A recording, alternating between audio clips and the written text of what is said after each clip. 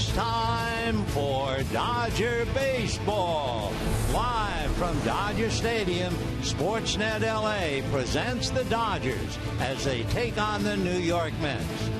Hi, everybody, and a very pleasant Friday evening to you, wherever you may be. Hope you have a wonderful holiday weekend. And the Mets and the Dodgers opening up this homestand. Dodgers have done very well of late against New York. In the last 16 games, the Dodgers have won 13 of them. Clayton Kershaw will be on the mound for the Dodgers. He is 5-0 lifetime against New York. Kershaw has made 7 starts in his lifetime, and the Dodgers have won all 7 from New York. For Clayton Kershaw, big news. He's lost 3 in a row for the first time in his career. It should be noted, during the 3 losses, the Dodgers piled up a total of 7 runs for him. For the New York Mets, they're struggling, not hitting a lick on the road especially. Noah Syndergaard will be on the mound. Big right-hander, has won 3 games at home, but he has also lost 3 games, 0-3 on the road. Game 1 of the 3-game series, Matt Harvey going up against Zach Greinke tomorrow. And right now, sit back, pull up a chair, and relax. We've got a good ball game on the horizon and a whole lot more right after this.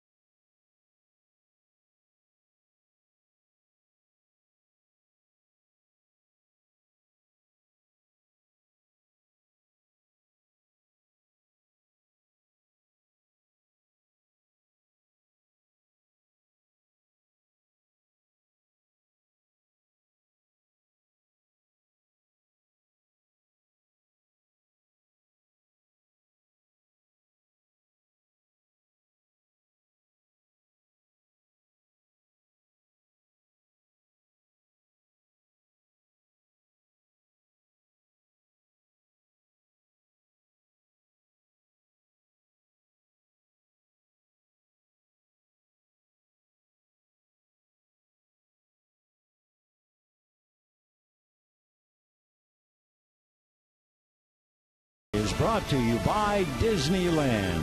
Get ready to be dazzled during the Disneyland Resort Diamond Celebration, happening now with spectacular new entertainment and more. Hi, everybody, and a very pleasant holiday weekend. July 4th celebrated tonight, tomorrow, and the next day as well. And a big crowd on hand here at Dodger Stadium to see Game 1 of the 3-game series with the New York Mets.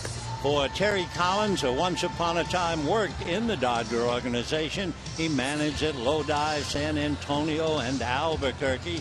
He was also in the front office for a while, and he has managed a couple of other ball clubs, including Baltimore, in the big leagues.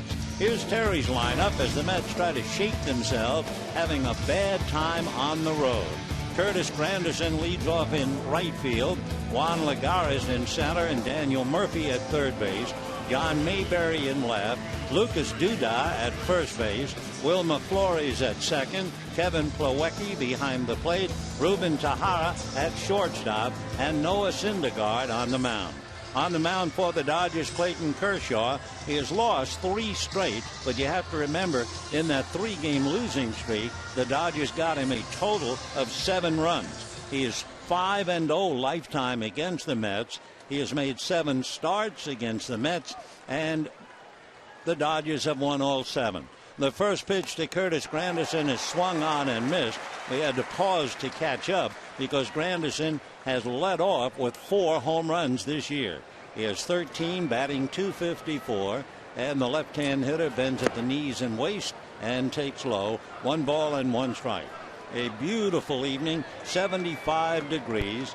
Anderson makes his home in Illinois, went to the University of Illinois, and a gorgeous way to start the evening. The 1-1 pitch on the way. Granderson holds up, and the pitch is high, ball 2. Curtis at 6-1 facing Clayton Kershaw. Kershaw 5-6, but 5-0 against New York. 2-1 pitch, fastball high and up and in, ball 3, 3-1 to count. Granderson growing up was a star basketball player. Of course, he also comes from a solid educational family. 3-1 pitch is high, ball 4. Granderson, mother is a high school chemistry teacher, and his dad was a retired elementary school teacher. So Granderson has been brought up well, playing for Detroit and the Yankees, and now with the Mets. So Granderson opens up the game with a walk. And the batter now will be Juan Lagares. Lagares checking in, trying to keep the inning going, batting .257. The Mets have really been struggling offensively, and for a lot of reasons. Kershaw out of a stretch, looks over at Granderson, now works the plate, and the fastball is swung on and missed. 0-1. Juan Lagares hitting .242 on the road. Really struggling over the last 9 games. He's hitting less than 100. The Granderson jumps off the bag. Granderson, pretty good running speed, takes his lead. Gonzalez holding a corner. Kershaw back to the plate and misses inside. That balances things. 1 ball and 1 strike. Kershaw hollers down to the plate umpire. Was the ball up? And apparently Dan Bellino said yes, and Kershaw nodded okay. 1 ball and 1 strike. Clayton, that full stretch, a look over at Granderson, and the 1-1 pitch swung on, comebacker. Kershaw looks at second and goes to first. So Kershaw takes the out at first, moving is Granderson, and with 1 down, the batter will be Daniel Murphy. Take a look at the Dodgers with the leather. Gonzalez and Kendrick, Rollins and Turner, Ethier, Peterson and Puig, Grandal behind the plate, handling Clayton Kershaw. Daniel Murphy coming up. No knock on Murphy. He's hitting .284. He's been on base some way, 17 straight games, but he is not David Wright.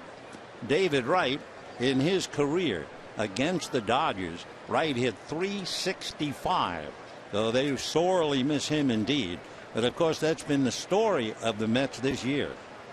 Kershaw, a look back at Granderson. Now the left-hander to the plate, and it's foul back, and the count 0-1. The Mets have currently 10 players on the disabled list. They have 14 rookies, 14 first-year major leaguers on the team. And let's face it, they're not all major leaguers, but they're up here out of necessity.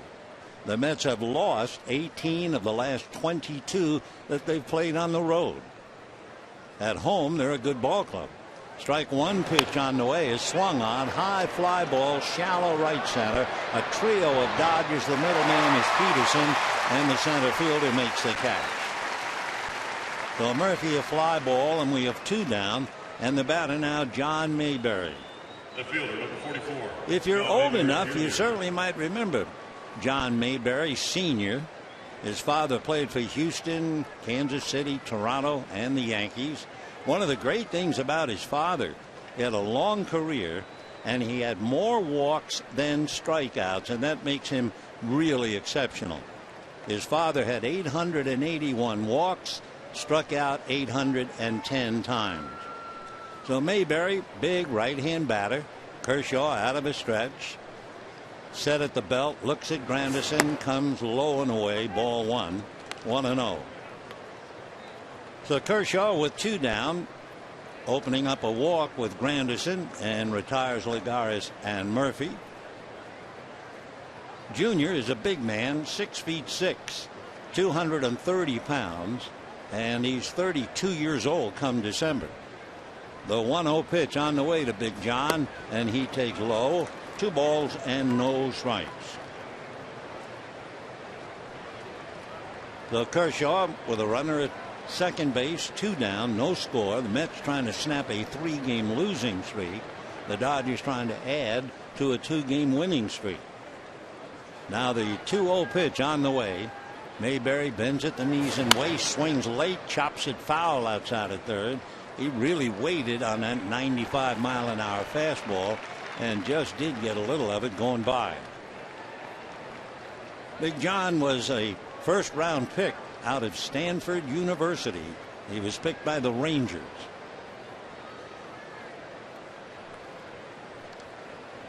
Kershaw rolling the ball around in his hand. Now goes to that big stretch. Another look at Granderson. And the 2-1 pitch on the way, way inside. Ball 3, 3-1. For John Mayberry, picked by the Rangers but never made it, came up with the Phillies. Was with the Phillies for about 5 years, then went to the Blue Jays and the Mets this year. Lives in Overland Park, Kansas. 3-1 pitch to John Mayberry. Kershaw delivers, and it is high and tight for ball 4. So 2 walks, and that brings up Lucas Duda. What's interesting about Duda, and there are quite a few things to point out about him, he had 4 home runs against the Dodgers last year. He hit 3 of them here in 1 game.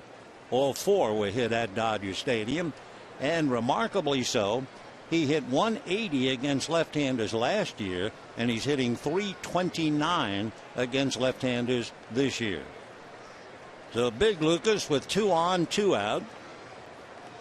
And Lucas Duda checks in. Went to school right here at USC.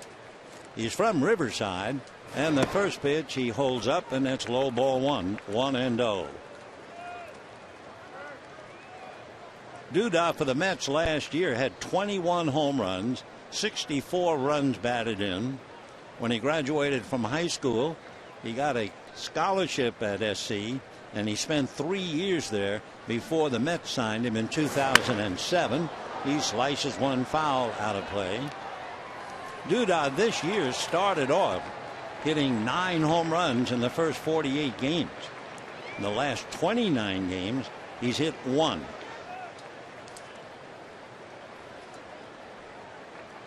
Duda last year had great success against right-hand pitching, but he still carries thunder, whether it's a left-hander against him or a right-hander.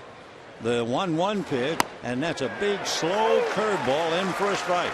That's the first time Clayton has thrown that pitch here in the first inning. That big rainbow curveball. It's up and bends in nicely. Lucas is another big guy. He's 6'4", 255 pounds. Among other things, had Tommy John surgery. Kershaw with 2 walks trying to get out of the first inning. 2 out, and the 1-2 pitch to Lucas Duda. The next one, another slow curve but low, and the count 2 balls and 2 strikes. So Kershaw struggling a wee bit here in the first inning. Duda with Granderson at second, Mayberry at first, and 2 out. The Dodgers have Howie Kendrick, good 15 feet out into right field, and the outfield a split in left center. So deuce is wild here in the first inning. Kershaw ready. 2-2 pitch. Breaking ball swung on and missed. The off-speed curve takes care of Duda. So no runs, no hits, 2 left. Kershaw relies on Uncle Charlie, the big curveball, to nail Duda. And at the end of half an inning, no score.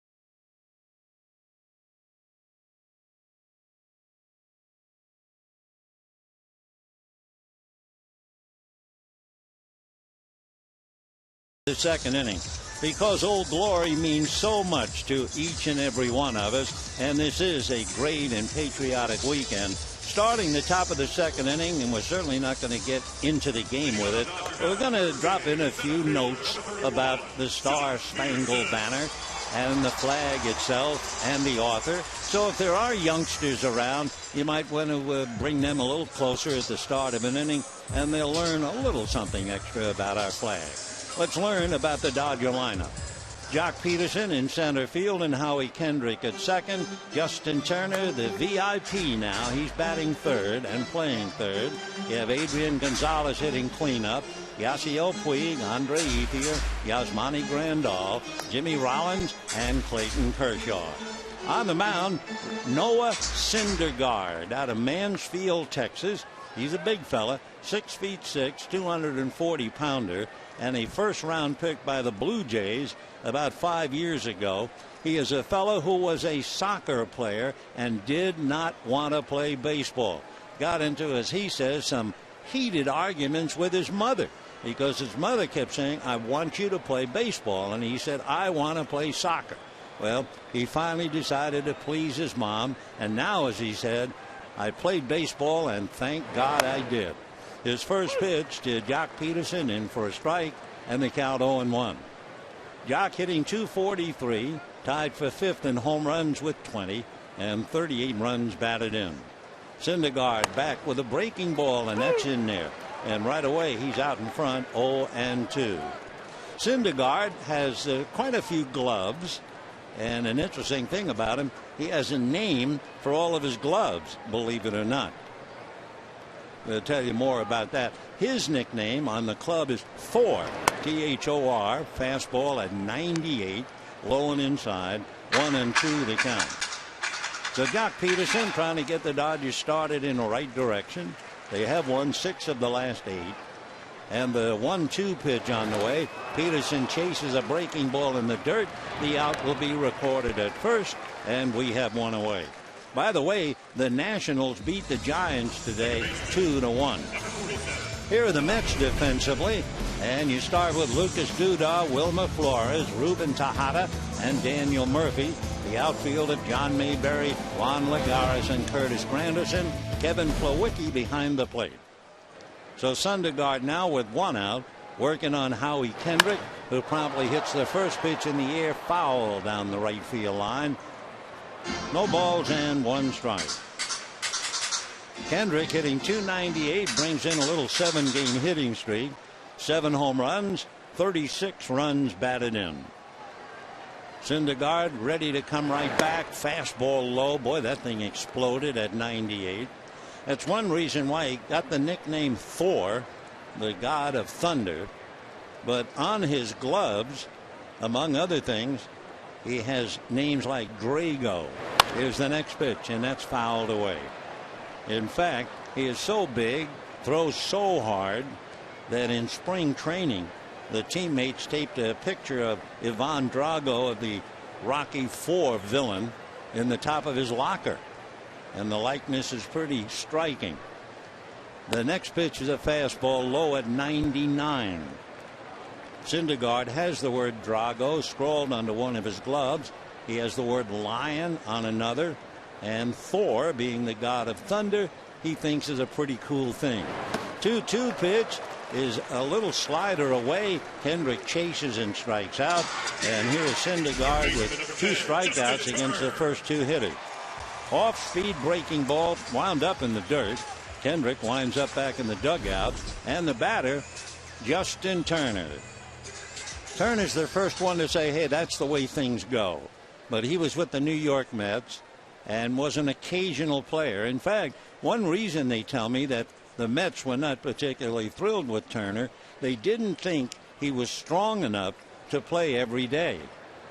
Syndergaard's first pitch is low, ball 1, 1-0. Well, Turner has fooled everybody who might have believed that. He's in his 70th game, and he is now a very important person. He's the number 3 hitter in the lineup and takes a pitch low. 2 balls and no strikes. So Justin Turner, when they try to tell him all about how you were a Met, now you can really inflict some trouble, he said, no, forget all about it. They're just another team. He has a lot of friends over there. The 2-0 pitch, Justin ground ball wide to third. Up with it nicely is Manley Murphy and throws him out. So the Dodgers go quietly in the first inning. Peterson and Kendrick striking out. And at the end of an inning, the Mets nothing and the Dodgers nothing.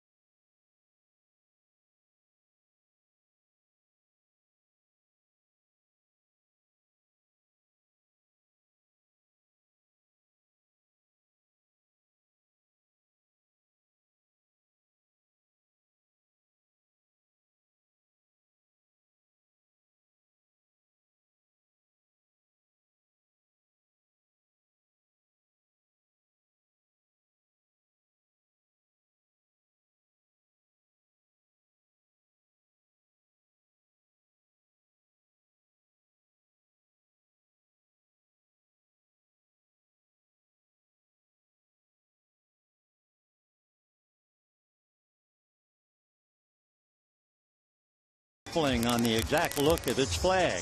it was a cause for concern for Thomas Green, an American Indian who wanted the protection of an official flag while traveling through treacherous territory. He asked Congress to help, throwing in 3 strings of wampum to sweeten the deal. Within 10 days, a resolution was passed, finalizing the flag as a creation with 13 stars and 13 stripes. The date, June the 14th, 1777. Second inning, no score, and it'll be Wilmer Flores, Kevin Plawecki, and Ruben Tejada. Kershaw ready and delivers, and a one-hopper to short, speared nicely by Jimmy Rollins, who throws him out. Well, in looking back at the hitters, they've all had a shot at the first pitch. So the Mets are not going to go up there and get deep in a hole. They're going after the first pitch right away. They have 19 home runs against left-hand pitching this year. So they're very aggressive. And here's Kevin Plawecki, who does a very good job, I've been told, in handling Noah Syndergaard. Plawecki, right-hand batter. Kershaw delivers and gets a strike, and the count 0-1.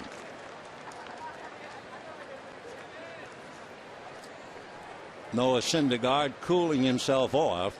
The next pitch is swung on, a chopper to third. There's Turner on it, straightens up to throw him out. So quickly, on just a couple of pitches, after making 20 in the first inning, Kershaw has retired 2, and Ruben Tejada coming up.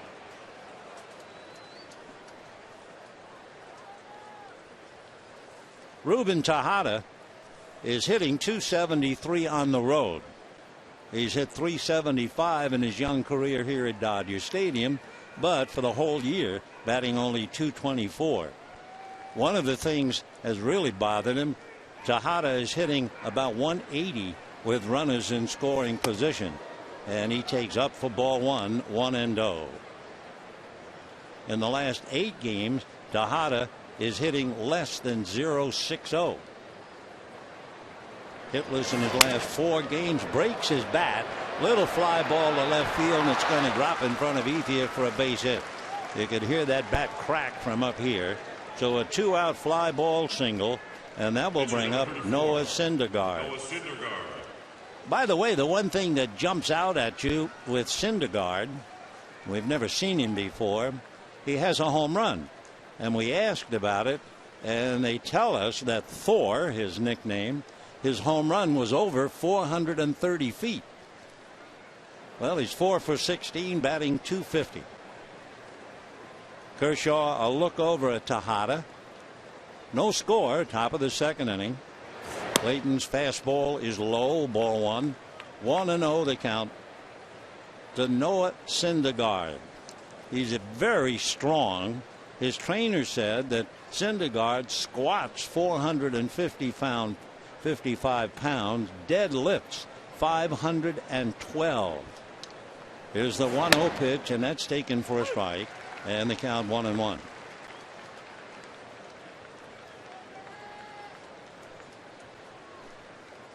Two down, second inning, no score. Syndergaard waiting, big left-hand batter.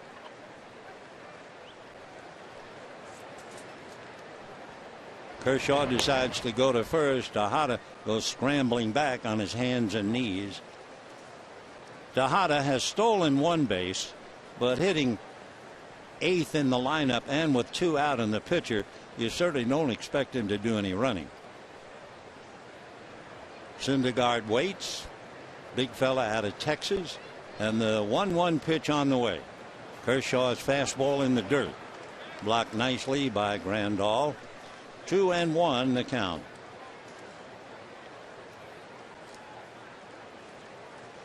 Interesting thing about Syndergaard as well, his parents have a cedar chest at home, which is outside of Dallas, and since Little League they have kept every single baseball jersey that he's ever worn in his young life. He takes a strike that evens it up 2-2. It's got to be a big cedar chest since he's 6'6".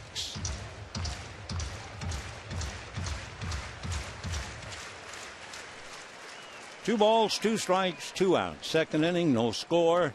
Tejada at first, held on by Adrian Gonzalez. Kershaw at the belt. He's made 29 pitches. This will be number 30. Instead, it'll be a throw to first. Tejada back on the bag. Tom Goodwin, the first base coach. Tommy played for the Dodgers 1991, 92, 93. Left, came back, and played in 2000 and 2001. Here's the 2-2 pitch on the way. Fastball sliced foul off to the left. That was a pretty good pitch. It was a 94-mile-an-hour fastball down around the knees, and Syndergaard had a pretty good pass at it. 2-2. Again, Tejada not far off the bag. If it goes 3-2, then of course he'll be going.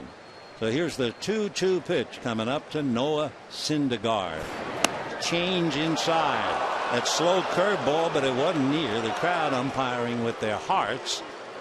Don Bellino umpiring with his eyes.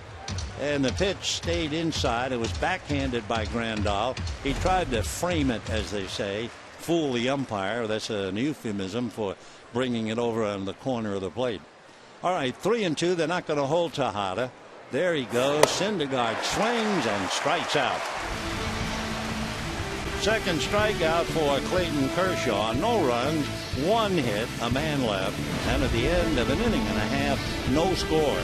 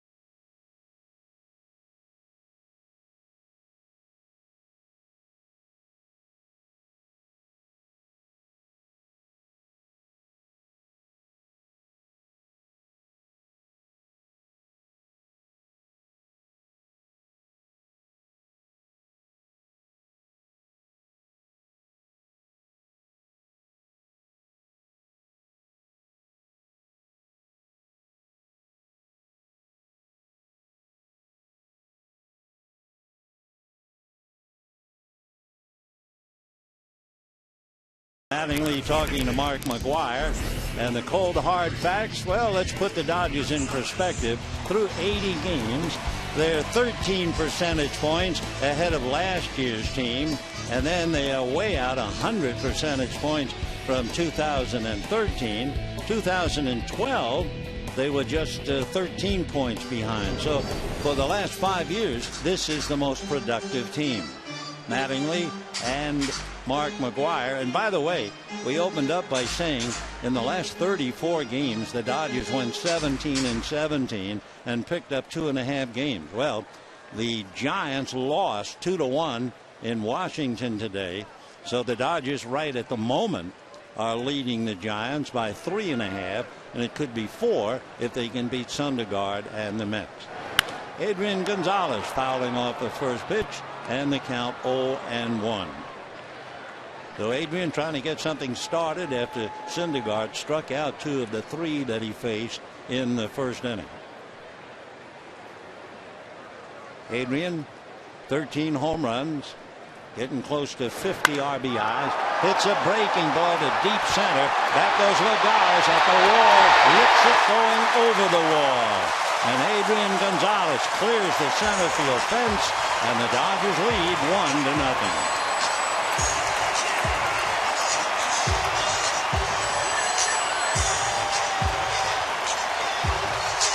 Juan Lagares went back to the wall, poised, ready to jump, and then realized it was too high, and you could see his shoulders slump a bit as he watched the ball sail out of the park. So Adrian gets a fastball that seemed to be running away from him, and he's so strong he was still able to clear the center field fence, much to the frustration of Juan Lagares. He's poised, he looks, he's ready, and oh no. Meanwhile, Yasiel Puig hits one in the air, but Lagares is going to catch this one. So a home run followed by a fly ball. 1 out, 1-0 Dodgers, and the batter will be Andre Ethier. So for Adrian Gonzalez, that gives the ball club a big push in the right direction. It also gives him 14 home runs, 49 runs batted in. He has gone a bit since the 24th of June, since he hit the last one. So now here's Andre Ethier.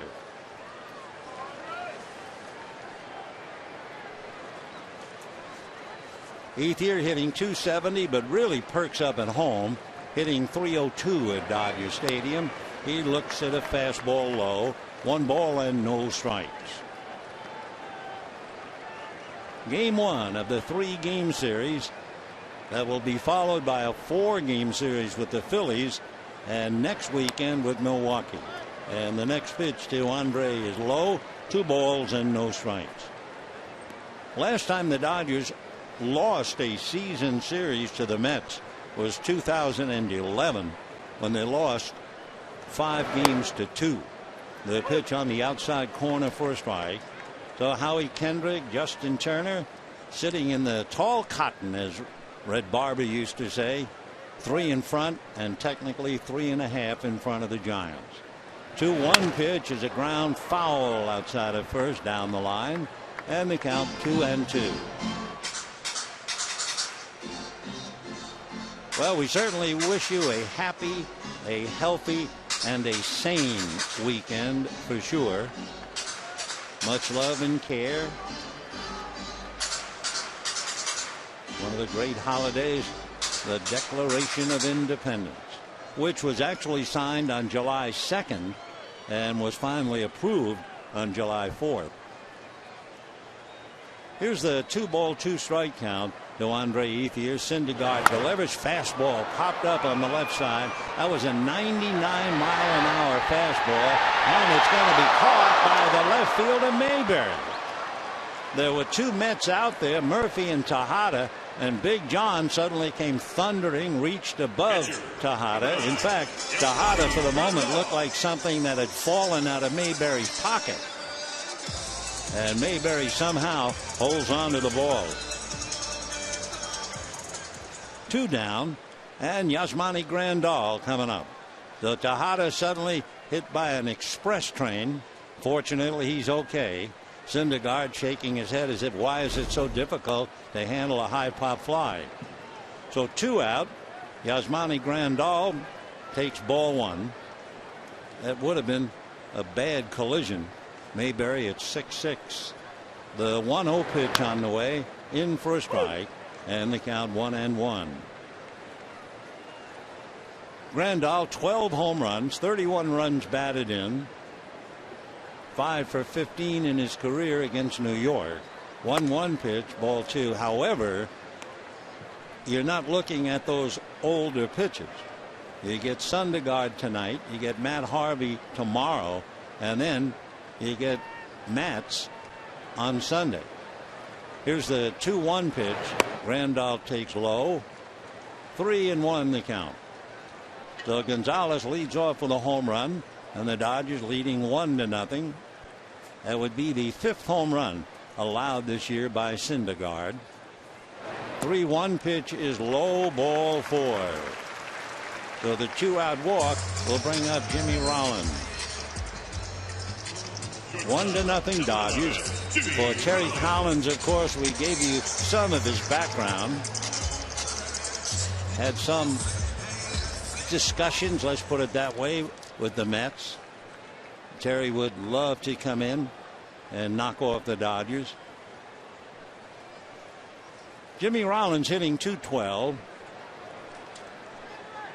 7 home runs, 23 runs batted in, and fastball in for a strike at 97. So we've seen Syndergaard hit 99 and a lot of 98s. He has been clocked, they tell me, at 100. Strike one pitch on the way. Noah delivers and it's fouled back. Now with 97. No balls and 2 strikes. One thing, and I'm sure this would happen with any ball club, when you have a young pitcher like a Syndergaard throwing 97 and 98, the pitcher has a tendency to use the fastball too much. He falls in love with those numbers. So Plawecki does a pretty good job in trying to get him off the fastball once in a while. There's another one high at 97. Actually, the pitcher who once pitched for the Mets, and his teachings are helping the young Mets pitchers. Remember Frank Viola? Well, Frank's the fellow who's taught Syndergaard to throw a changeup. The 1-2 pitch, fastball low, but he's sticking with the fastball. 97, 98, and 99. Used the breaking ball to strike out Peterson and Kendrick in the first inning. Now the 2-2 pitch on the way. Noah set, looks over at first, comes to Rollins, and it's fouled away.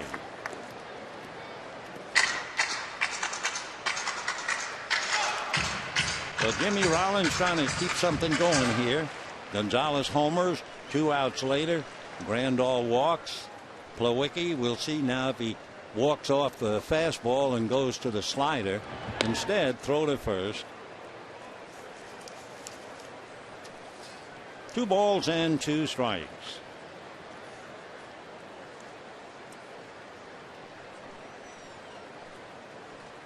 Syndergaard again ready. Rollins waiting, hitting left-handed. And the 2-2 pitch on the way. Check swing, and it's strike 3. So Rollins fooled on the pitch. Gonzalez wasn't. He led off the second inning and hit a towering drive dead center. Lagares went back, ran out of real estate, and Gonzalez went around. And at the end of 2, it's 1-0 Dodgers.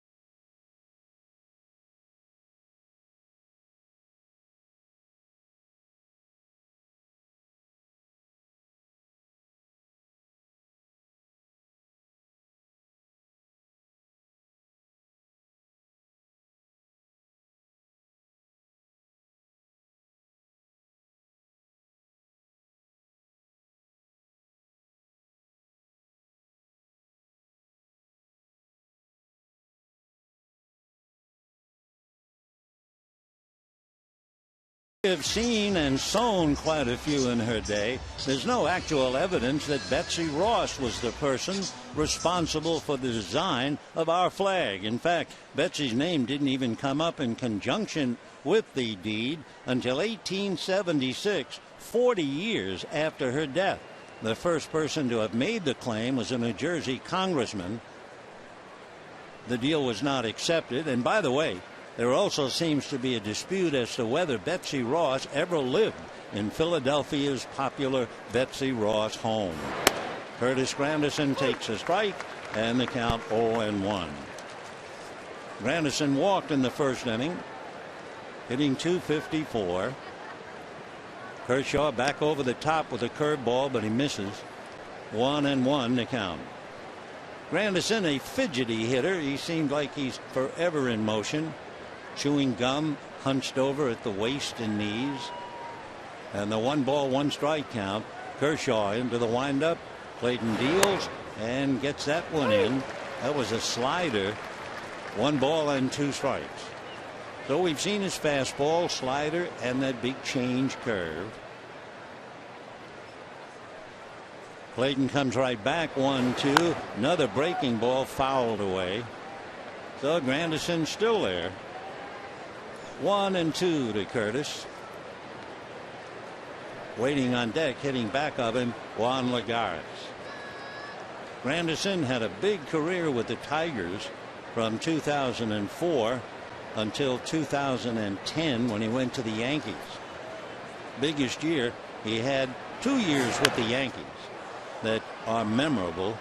In 2011, Granderson had 41 home runs and 119 runs batted in, and the next year he had 43 home runs and 106 RBIs, but he's never come close again. Curtis reaches for one, pops it up. Rollins and Turner. It's Rollins, and Jimmy makes the catch. So Granderson pops up. 1 away, top of the third, and the batter Juan Lagares. Lagares, the picture of frustration, running out of real estate on that home run by Adrian Gonzalez. Juan is from the Dominican Republic. 6'1", about 175. Big swing, slow roller. Turner can't get it. Rollins backhands and throws him out. Jimmy Rollins with a fine arm. Turner cut across in front of him, but came up empty. And Rollins was able to backhand, throw a bullet, and just like that, 2 down. Number 28, Daniel Murphy. Turner just missed it just as well as Rollins in perfect position to nail him. So 2 down, and Daniel Murphy coming up. Interesting, last year on the road, Daniel Murphy was the number 2 hitter on the road in the National League. He was behind Buster Posey. Breaking ball chased and missed the slider. Buster Posey last year hit .348 on the road. Daniel Murphy hit .322. Also, you don't think about him, but you have to be careful when he's on the base. Fouls another one away. There was a stretch from June of 2013 to April of 2014. Daniel Murphy stole 28 consecutive bases, both home and on the road. 0-2. Here comes Kershaw. Breaking ball grounded to Gonzalez. He'll take it to the bag, and that's that. And at the end of 2.5 innings, the Dodgers won, and the Mets nothing.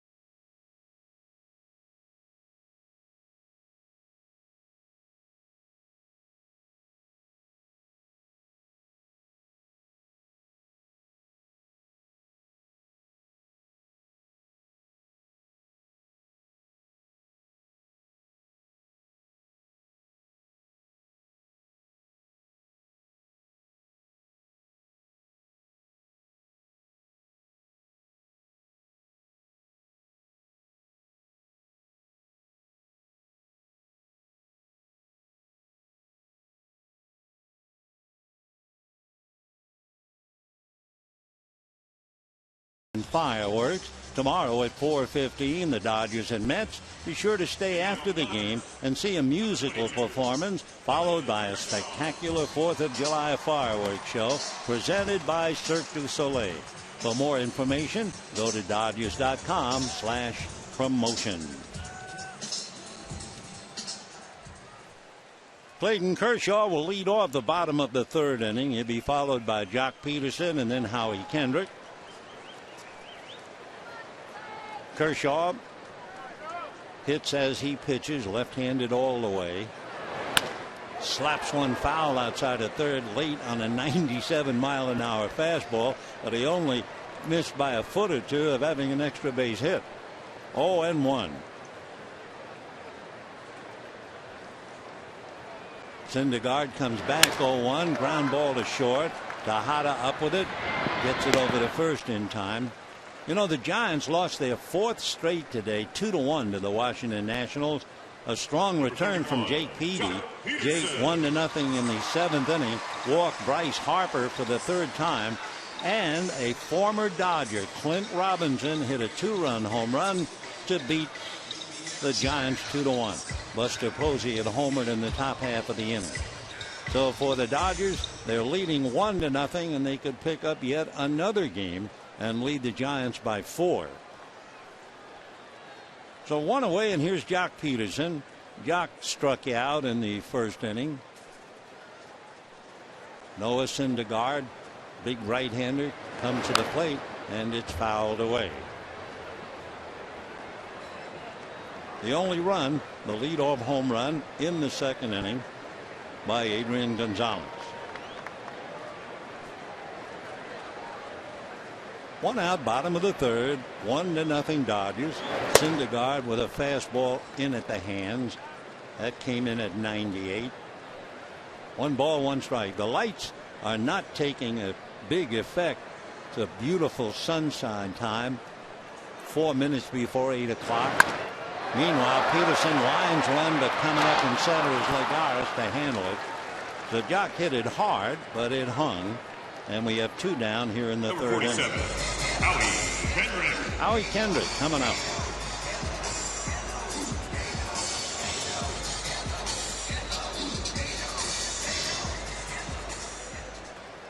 One run, 1 hit for the Dodgers. No runs, 1 hit for the visiting Mets. Syndergaard ready and delivers, and it's swung on and foul back, and the bat sails over the head of the on-deck hitter Justin Turner. Whoa. Kendrick with a sheepish grin. I'm sure Justin Turner is all over him. Good-natured, of course. That thing really got away and sailed directly in the area of Turner, right over his head. The bat breaking in several pieces on the way. Now the strike 1 pitch, ground ball to the right side, up with Adair's Flores, and just like that, a 1-2-3 inning for Noah Syndergaard, and at the end of 3, it's 1-0 Dodgers.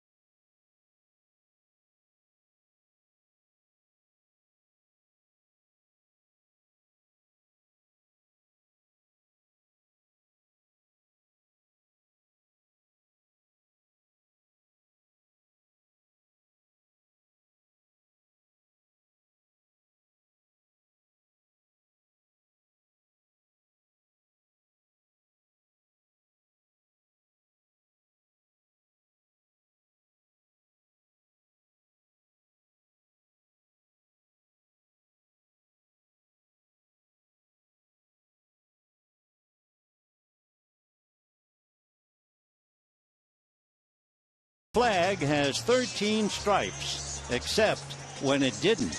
Upon welcoming Vermont and Kentucky, they would be states 14 and 15 into the Union. A new version of the flag was created that had 15 stars and 15 stripes. Well, as the U.S. continued to add new states, there was concern about having to continually add additional stripes. So the solution, well, stick with the 13 to represent the original colonies and let the stars do the heavy lifting.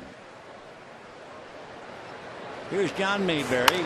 Swings late, pulls it inside third, down the line, despite an effort by Justin Turner, and Big John on his way into second base with a bouncing double.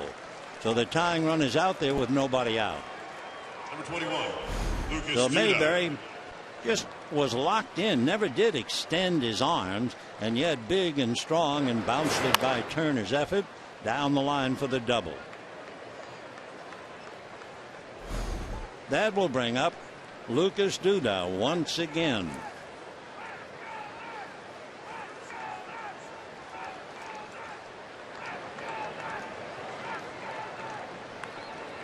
Duda, 10 home runs, 33 runs batted in.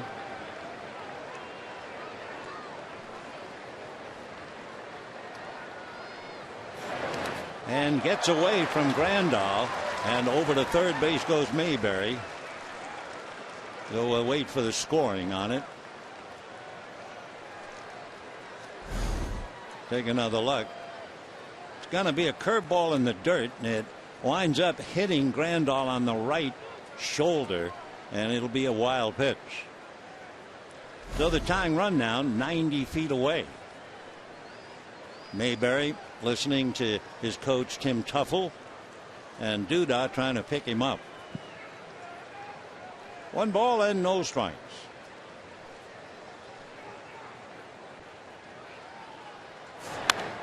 Fouled away.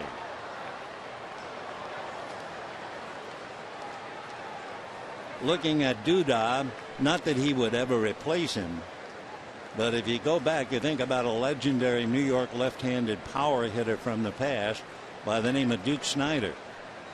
Duke hit 400 of his 407 career home runs, not for Brooklyn, not for Los Angeles, but for the 1963 New York Mets.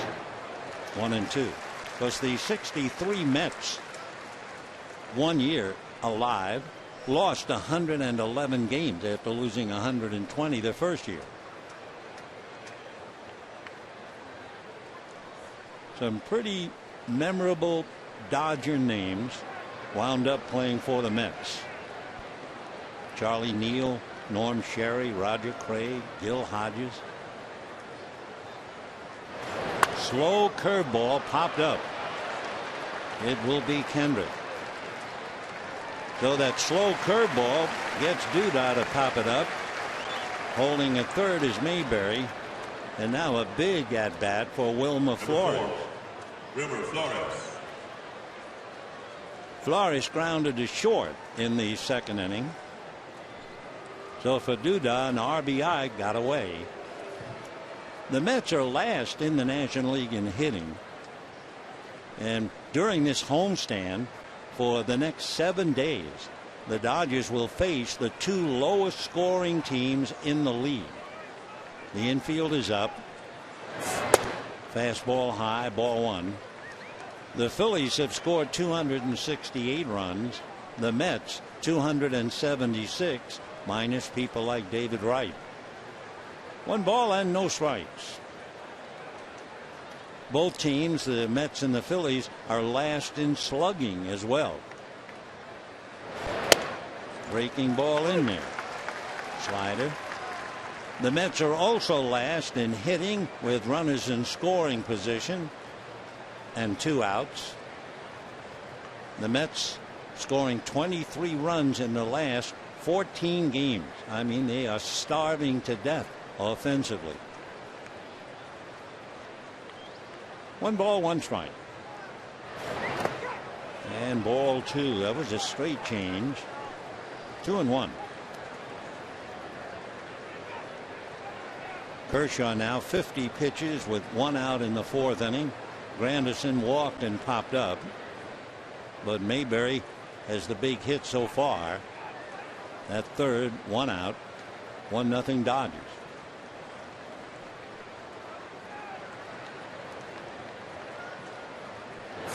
Fastball punched by the diving Adrian Gonzalez, and the run comes in.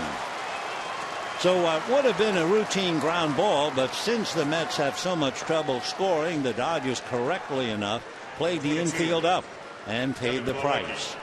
So Mayberry scores on a ground ball single barely into right field, just by Gonzalez and into the field.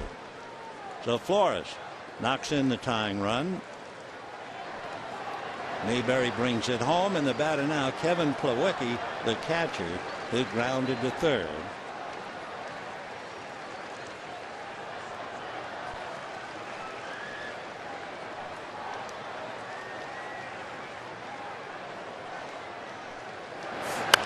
And a high slicing foul ball that should wind up in the stands, and does.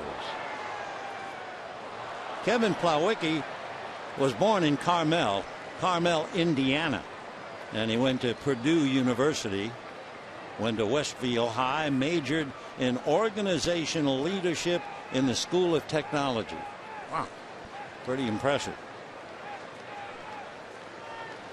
0-1 to the former Boilermaker, and a ground ball to the hole, short hop on his knees. Rollins gets 1 too late at first. So Plawecki hits into a force play. Good play by Rollins to get 1 on that. Number 11, Ruben Tejada. Take another look. It's heading for the hole, overshifted. Rollins goes back, and while on that left knee, gets 1. Kendrick unable to get it over the first in time. So Ruben Tejada coming up.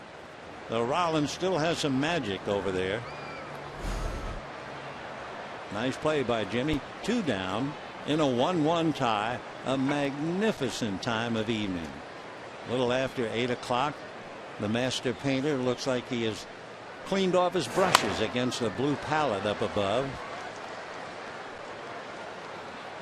Sunlight in some ways looks like the sky is on fire, but it's a gentle pink. 0-1 to count. Tejada single to left field. Little fly ball single. Broke his bat back in the 2nd inning. Slow curveball, but stayed up. Plawecki at first has had 1 stolen base in his professional career. Not that it's been that long, but he had 1, and that was way back in the Sally League when he was playing for Savannah a couple of years ago. But even so, you're always wondering, although it would be a tough time to do it, 2 out and the number 8 hitter, whether they're going to play hit and run. Unless you really think Syndergaard is that good a hitting pitcher, and they might. 1 ball, 1 strike. Fastball, and that's hit into left field for a base hit. Fastball at 94. So in the inning, Kershaw has given up 2 singles and a double, and a wild pitch. And the batter, Noah Syndergaard. So Tejada 2 for 2 against Kershaw. 1 run, 4 hits for the Mets. Dodgers have 1 run, 1 hit, the home run by Adrian Gonzalez. So here's Thor, the god of thunder, Noah Syndergaard. Foul back. When he's wearing the glove that has lion on it, he says, "The Lion King of the jungle, I'm king of the mound." Hey, whatever gets you through. If that helps, go to it. Tejada at first base, Plawecki the catcher at second with 2 out. 0-1. And again, that off-speed pitch, but he's not getting it in there. 1-1.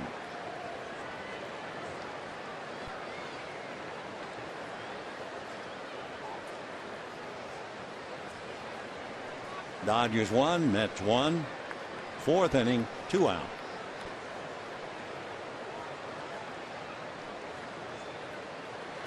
Fastball, got it in there. 1-2.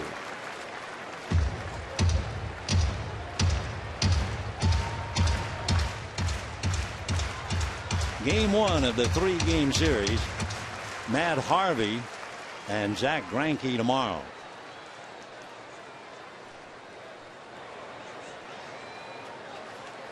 And just missed with that, going again to that off-speed pitch.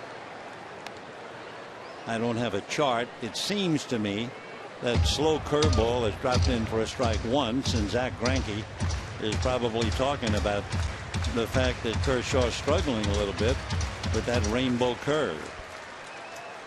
He's also made 60 pitches. So deuce is wild. 2 balls, 2 strikes, 2 out, 2 on, 1-1 tie. Fastball fouled away. So Clayton gave the pitcher just about everything. Finally tried to put him away with the 94-mile-an-hour fastball. Waiting on deck is Curtis Granderson. 2-2. Big pitch. He doesn't want to go 3-2 on the pitcher.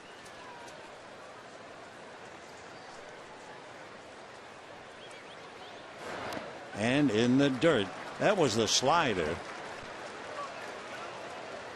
So for the moment at least, Kershaw struggling a little bit. That slow curveball has deserted him for the moment. The slider has not been particularly effective. And I will say for Syndergaard, not distracted by that magnificent sky, he's seen 13 pitches in his 2 at-bats. 3-2, runners are ready to go. Fastball got him. So when in doubt, go to the express. And Syndergaard strikes out a second time. However, the Mets scramble and get 1. 1 run, 3 hits. They lead 2. And at the end of 3.5, we have a 1-1 tie.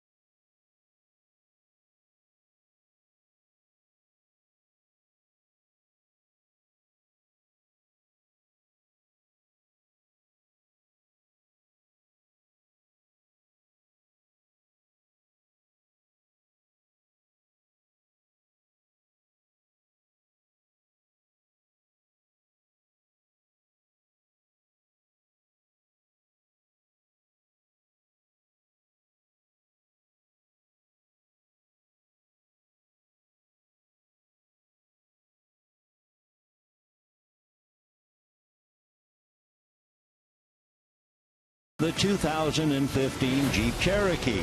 With an EPA estimated 31 highway MPG, it's the perfect choice.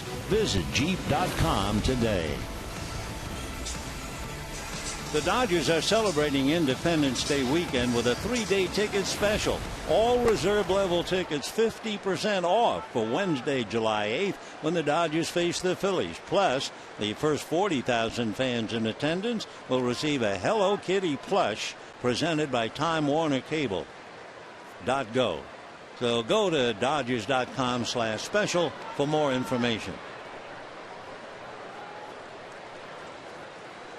Bottom of the fourth, 1-1. Justin Turner, Adrian Gonzalez, Yasiel Puig.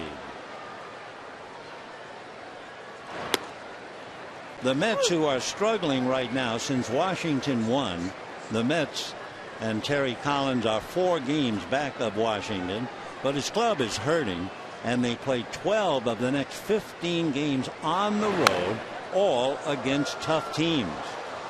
The Mets first play 3 here against the Dodgers. Then they go up and play 3 in San Francisco. Then they go and play 3 with the St. Louis Cardinals. And they wind up playing 3 on the road with the team they're trying to catch, the Washington Nationals. Tough times for Terry and company. 1-2 the count to Justin Turner.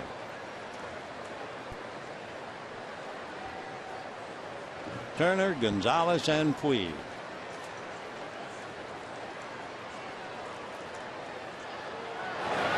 And line to left center. There's nobody there. That will go to the wall. Chasing it, Lagares. Turner's into second and will hold on. So a leadoff double by Turner to answer the leadoff double by Mayberry. And we're in the bottom of the fourth inning in a 1-1 tie. So Justin Turner continues to amaze. Amaze when you realize that most people thought when he first joined the Dodgers, well, either a minor league player or a once-in-a-while player. And instead, he's the number 3 hitter on the club. And he has 14 doubles. Say one thing, it wasn't a miracle. Turner just worked so hard to get to where he is. Ball 1 to Adrian, who cleared the center field fence with his 14th home run. Gonzalez, Puig, and Ethier trying to pick him up in a 1-1 tie.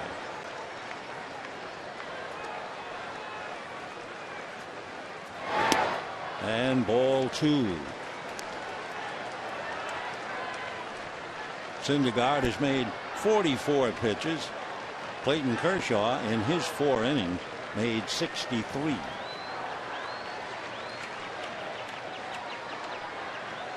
Two and 0.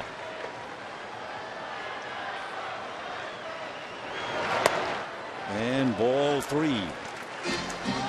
With a left-hander up there, the shortstop serves 2 purposes. Shifting way over to his left to fill up the middle, but also you ride the back of the runner.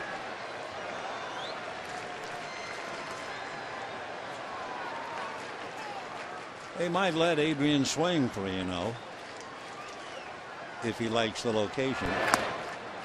Now that was not a good pitch to swing. 97 miles an hour, outside corner, around the knees. 3-1. With 49 runs batted in. You know, they like to let him swing away, and it's paid off, hitting .311 with runners in scoring position. Yep, swing away he does. 3-2. More heat. 97. Yasiel Puig waiting on deck. He flied to center in the second inning.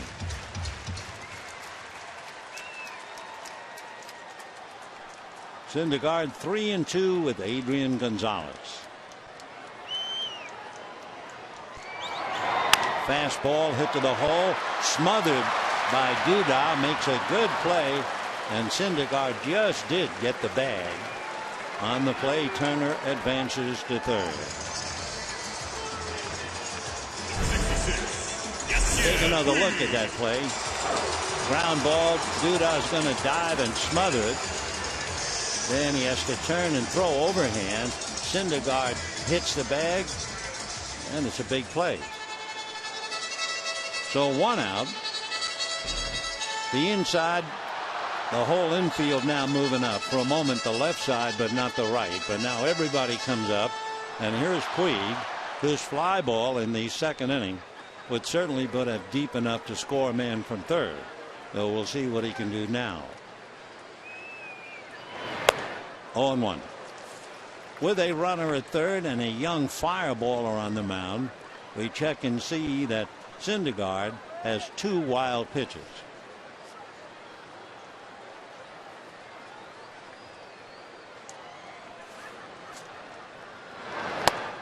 check swing. Just did get away with it. 1 ball, 1 strike.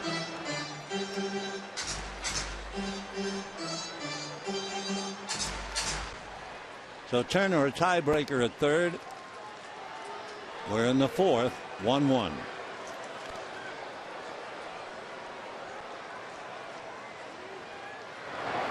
Fastball at 98.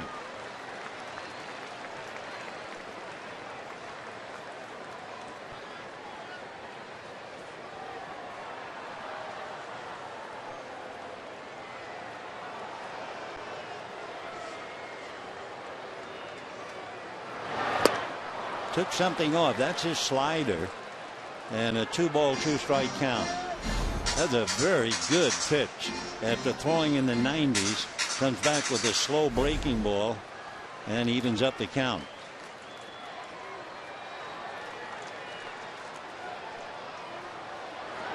Back with the fastball. He had him set up for that, but he missed at 97.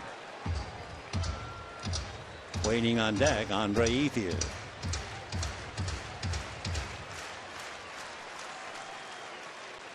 Thor, you see, written on his glove. Little ground ball, backhanded by Duda. Turner has to hold, foot race to first for the out, and Turner has to stay 90 feet away. Nice play. Duda, Number 16, battling that ground ball and getting a tough out, having to scramble up. There was no time for Syndergaard to really get over there because he was crouched in case there would be a throw to third. So that was a wonderful play by Duda. Puig running as hard as he could, and Duda just did beat him. Big play.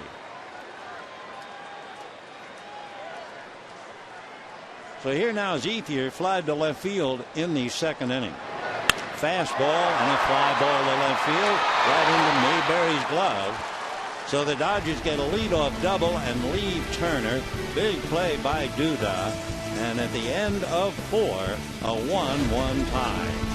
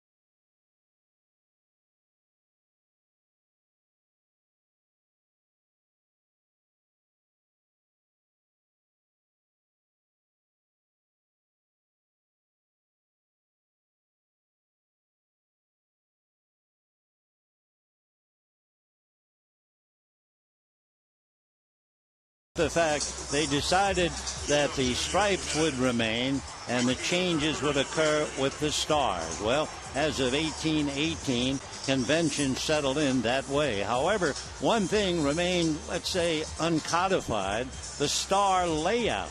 Well, there was a 26-star flag. There was a 33-star Fort Sumter flag. There was even a 38-star concentric creation as well. So the stars have changed, but the stars and the stripes remain the same. And we go to the fifth, 1-1 on a magnificent sunset time in Southern California. Curtis Granderson has led off with 4 home runs this year.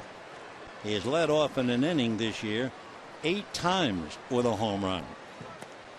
1-1. When Granderson was with the Yankees, he did some rather remarkable things. He led the American League in triples, became the first Tiger player to lead the league in consecutive seasons since Ty Cobb did it. And he had his name, among other things, mentioned with Mickey Mantle. Little foul ball. So Granderson, 34 years old.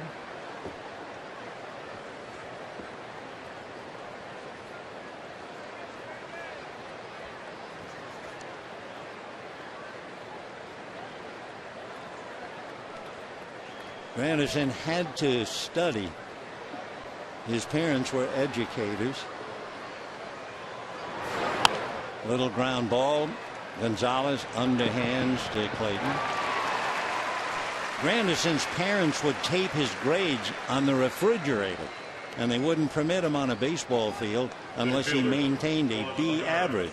So he graduated as an honor student as well as an all-conference outfielder in high school.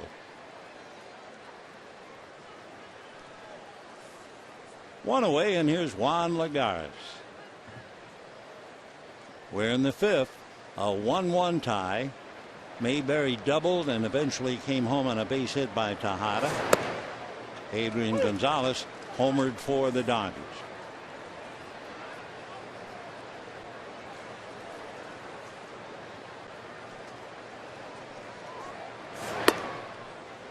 One ball and one strike.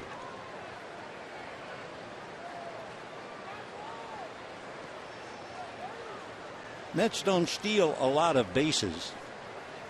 The individual high and stolen bases, only 5.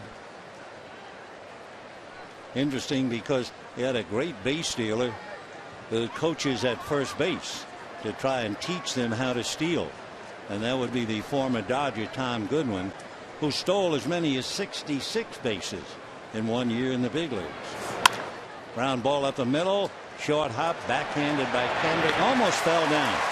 He almost slipped. Well, let's put it this way, he slipped a little and maintained his balance. And he's grinning about it. He'll move over, backhand, and then that foot slips right there, and he regains his balance just in time. 2 down. Nice play by Howie. Here's Daniel Murphy, fly to center, grounded out, 0 for 2. Trying to replace the great David Wright. Virtually impossible.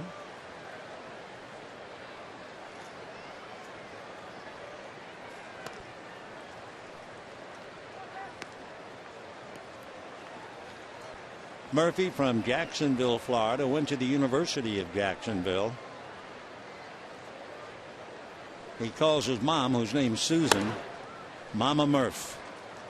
And as he said, Mama Murph is a baseball junkie. She and her husband are either attending the game or watching the Mets on television. His father is a school teacher. That's a strike. 3-1 to Daniel. Murphy, 30 years old. First came up to the Mets back in 2008. Now back. 3-2.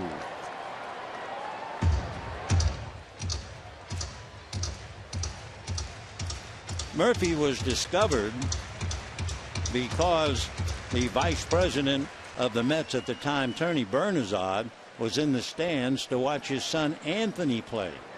And Murphy stood out. He was eventually signed. Nice play by Turner, who makes the catch. So Murphy losing a base hit Justin Turner smothers it without it touching the ground right there, and then just holds it up. Third base umpire Mike Everett there to signal out, and we're heading for the bottom of the fifth. 1-1.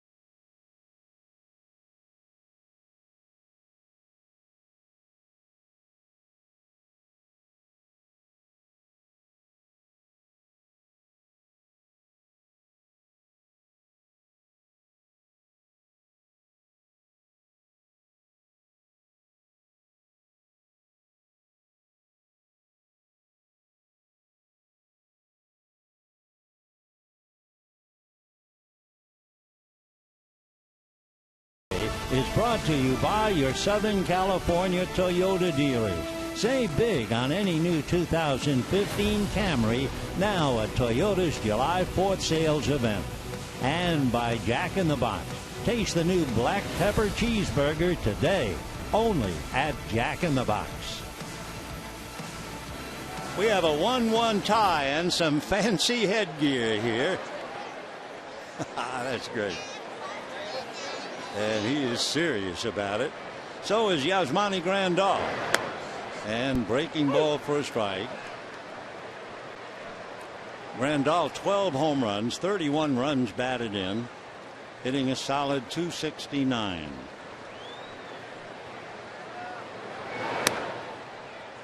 One ball, one strike. Well, one thing for Syndergaard that lives up, you look at some of the notes about him as he works on Grandal. The first one is he lacks for sufficient run support. That's a strike. The Mets have given him 3 runs a start, but they've scored 2 runs or less in 5 of his 9 starts. 1-2. Foul ball, not by much. Yasmani Grandal. Interesting to realize where he is. Tied for 3rd for catchers with home runs. On base percentage, he's 3rd in catching, 3rd in slugging, 1st in walks, and 4th in pitches per plate appearance. Averaging a little more than 4. Well, he's going to be looking at his 4th pitch right now. By the way, Syndergaard, a hard thrower, understandably is not a ground ball pitcher. He's 11th of all the pitchers in the league, the lowest rate of ground outs to fly balls. He loves to pitch in the daytime, struggles at night. Grandal fouling it off. Syndergaard in the daytime 2-0. An earned run average of 0.6, and the opposition hitting 191 against him. He's 1-4 at night. Off speed, fouled away. And in looking at his pitches now, he's up to 61. Well, when he gets from 51 to 76, the opposition is hitting 288. And then from 76 on, The opposition is hitting .326. So we'll see if he can weather those storms.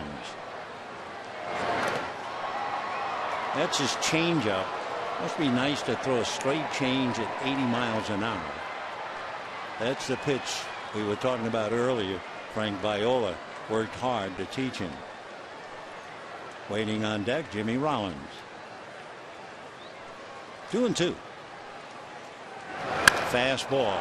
Fly ball to left and carrying Granderson to the track, and Mayberry makes the catch. So John Mayberry goes to the box seats to make that play. One away. And the batter will be Jimmy Rollins. Granderson in right field put both hands over his head and applauded Mayberry for that catch. And he is still kind of indicating to Big John about how to catch it. With a good play. Jammed Jimmy Rollins with that 98-mile-an-hour fastball. Rollins of late has been doing well. He has perked up considerably. You look at that .211 batting average. That's no indication of the fact that he had a good road trip. 1-1.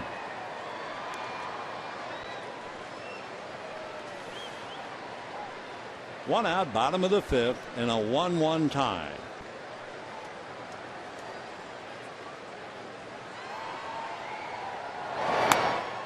Ball 2-1.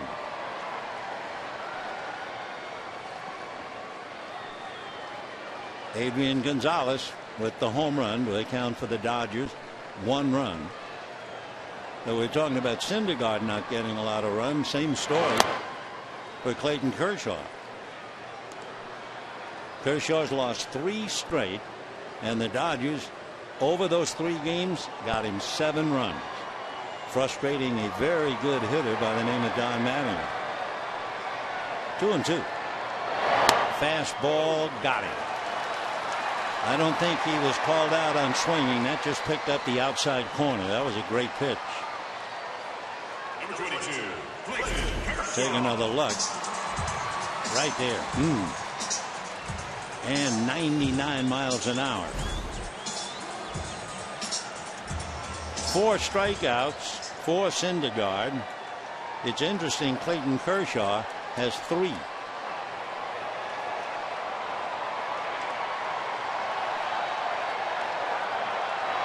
Fastball. Tried to do the same pitch, same spot that he did with Jimmy Rollins. 1 ball and no strikes. Foul back.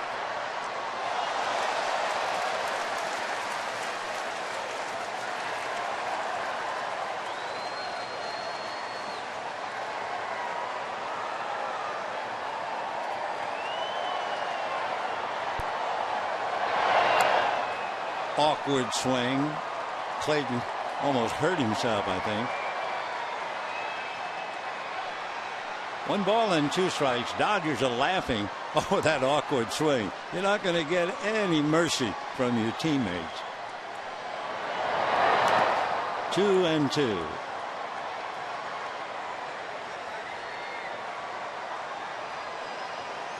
One run, 4 hits for the Mets. 1 run, 2 hits for the Dodgers. We have 2 out in the 5th inning.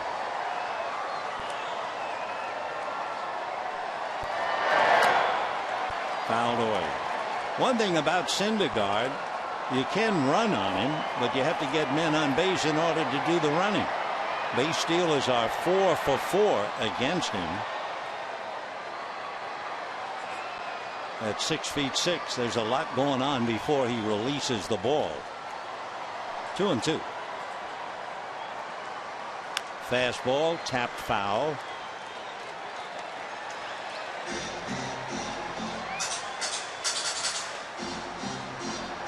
Jock Peterson, who is 0 for 2, struck out and lined out to center on deck. 2 balls, 2 strikes. Oh, yeah. Oh, what a great pitch that was. Off speed. Kershaw goes down 5 strikeouts for the big right-hander, and at the end of 5, a 1-1 tie.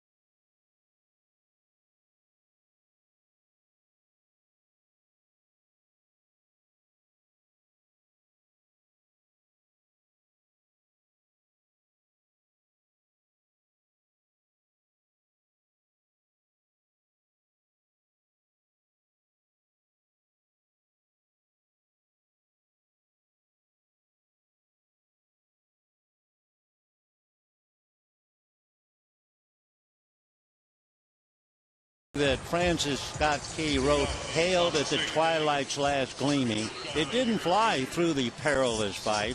It was pouring rain the night that the British were really trying to tear up Fort McHenry in Baltimore. And the smaller of the 2 large flags that the soldiers had, because of the rain, the big flag could not be put up in the wet. So they put the small flag up. And then when the United States held and the British was stopped, they took the small wet flag down. They put the large flag up. And that's the flag that Francis Scott Key saw while he was negotiating with the British on a British warship. John Mayberry is walked and doubled. It means so much to so many, and so many have died for it. 0-1.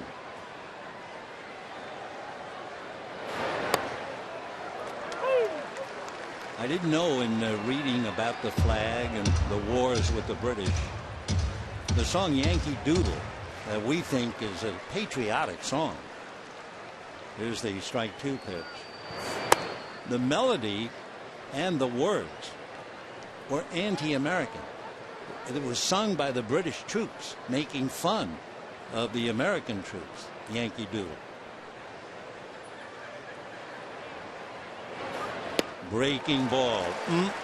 That's public enemy number 1. Kershaw has not had many of those. That'll be his 4th strikeout. Lucas Duda has distinguished himself tonight with his glove. He is 0 for 2, has struck out and popped up with the bat.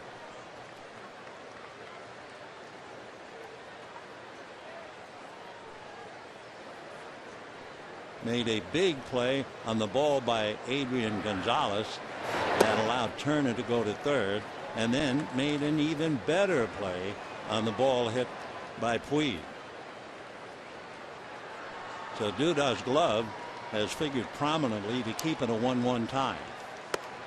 Breaking ball dips in. That's a slider that stayed high but got a bit of the zone.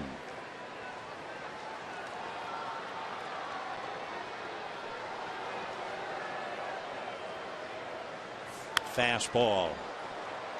Duda was looking for it. 1 ball and 2 strikes. The battle cry of SC for Duda: fight on.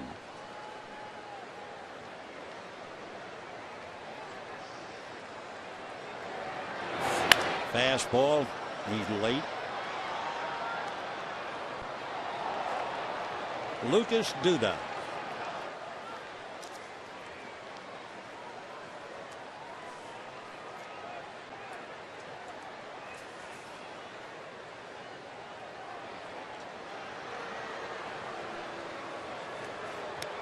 Down he goes. So now it looks like Kershaw has found the rhythm. He's starting to get the off-speed pitch, the slider in the zone. Back-to-back strikeouts to give him 5. There's the slider to take care of Duda. So Big Lucas 0 for 3. And now Wilmer Flores.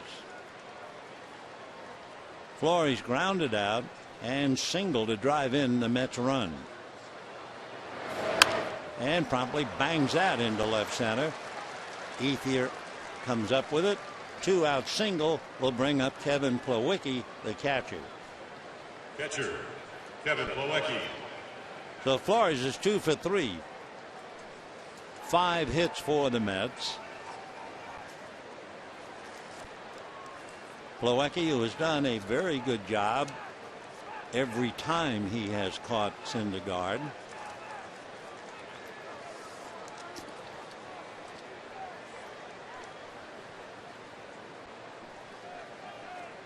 Two out, 1-1 tie, top of the 6th inning.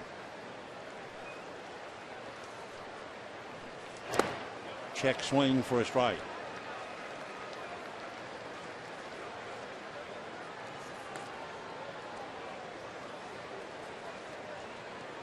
Kevin hitting .224. We mentioned he went to Purdue. You could add naturally his father, his mother, his grandfather, and his aunt all went to Purdue. No surprise there.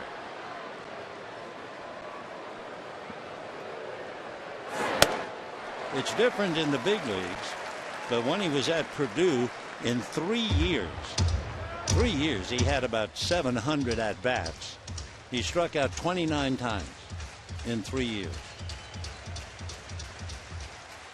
They asked Kevin, who's your favorite athlete? He said Tim Tebow.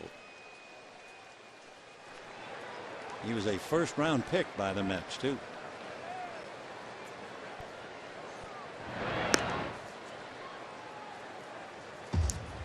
And talk about arriving in a hurry. Plawecki was signed 2012.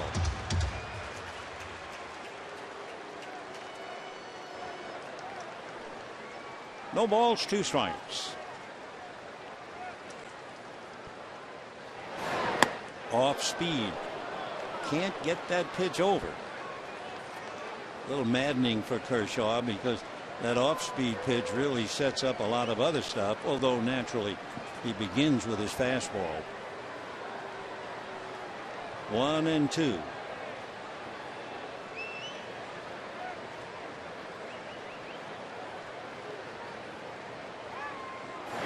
Off speed. So when he gets it over, he is dynamite. He winds up striking out the side. He has struck out a half a dozen, and at the end of 5.5 innings, it's still a 1-1 tie.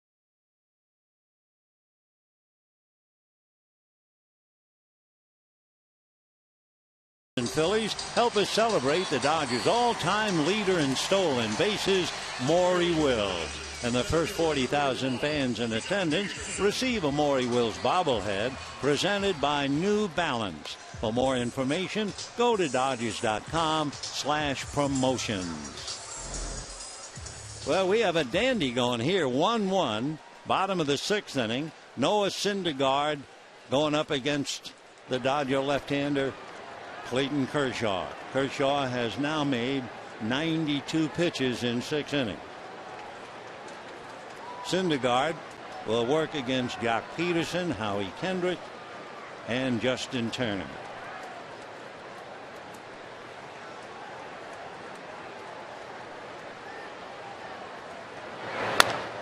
Little roller, 0-1 the count.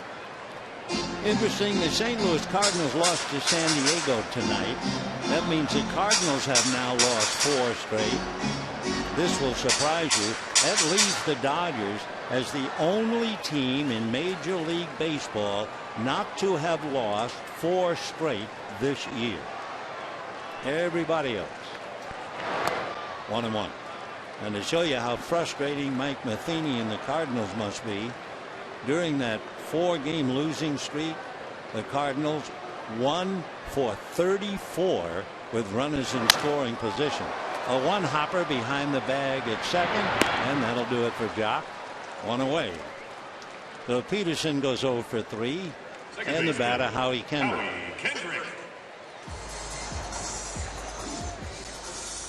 7 in a row retired now by Noah Syndergaard. Howie Kendrick struck out, grounded out, fighting to get back up to 300.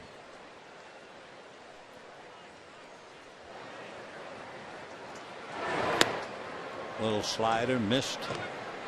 1 ball and no strikes.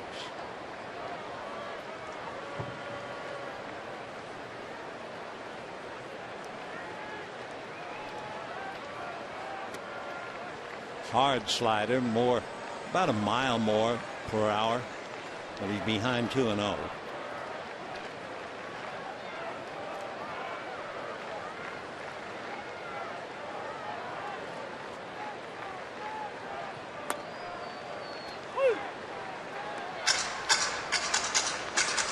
Interesting note too about Syndergaard. It's a 2-ball 1-strike count on Howie Kendrick. We'll drop it in after the pitch. That's a strike.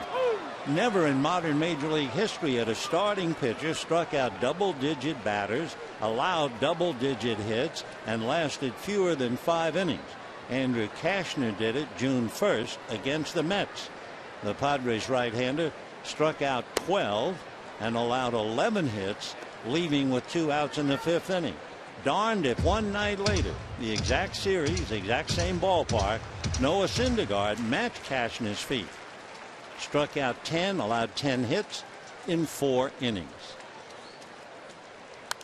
Fouled away. That was a straight changeup at 82. A little dangerous because he got it up. Kendrick had a pretty good swing at it.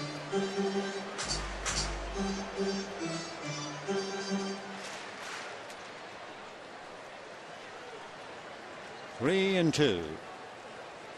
Fastball bangs off the facade of the second deck. Syndergaard has made 85 pitches.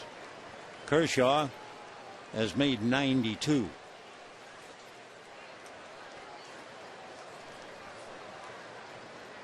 Fastball. Recovering and then dropping the ball. Syndergaard had a problem. He was not in a good follow-through position, and that messed the whole play up. You'd like to be able to finish facing. See how he turned his side? Now he tries to barehand it, and that's the end of the game, or the play anyway. So it was a bad follow-through followed by a barehanded effort. It'll be an error, should be, and that'll bring up Justin Turner. Well, the error really was in the delivery of the pitch. That certainly set up the error. Turner grounded to third and doubled. Whoa, he had a big one on that 97-mile-an-hour fastball. Justin was left at third. He opened up the fourth inning with a double, got to third, and the Dodgers left him there, so we're still tied up 1-1.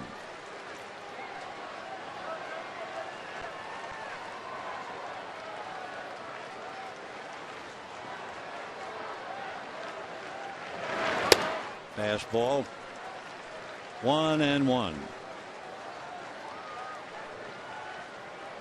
Remember, we told you about what happens with the pitches. Well, from 76 on, the opposition is hitting .326 against him. So we'll see how that holds up.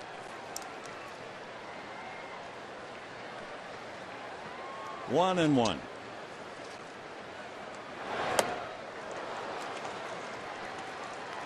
Turner with 11 home runs, 37 runs batted in.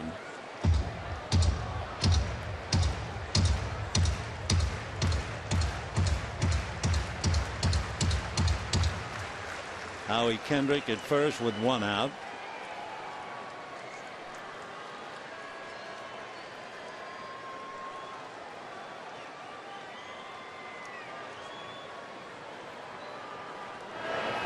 Foul ball. We were talking again about the pitch number and what the opposition is doing. With Syndergaard, his first time through the lineup, the opposition hits .260. Second time, .234. But third time through, the opposition is hitting .321 with 3 of the 4 home runs he's given up. So he's in some dangerous territory from now on. And he's made 90 pitches. There goes Kendrick, and it's popped foul off first. Duda coming over, very doubtful. No play. Hits the roof, Kangaroos back up about a half a dozen rows. So Turner fighting off a couple of very tough pitches.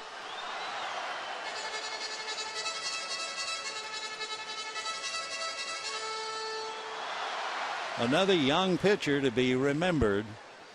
Don't see much of him since he's in the East. Noah Syndergaard. They said he's electric. They said Steve Matz is electric, and we know Matt Harvey is. So they have a solid group of young pitchers.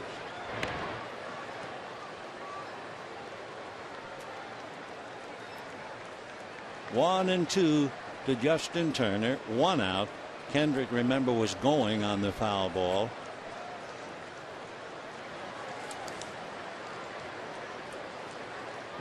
Kendrick has stolen 2. He got a good jump, and the throw high and no chance.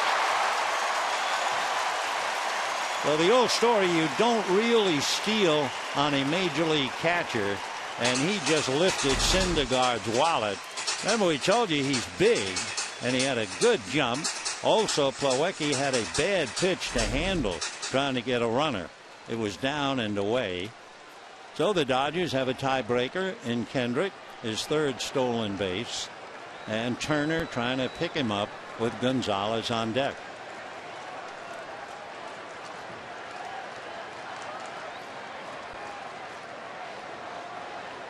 A bad follow through. That's all it was. Syndergaard pitching to Kendrick. The bad follow through set up the error. Now stolen base, and we'll see about this 1-1 tie.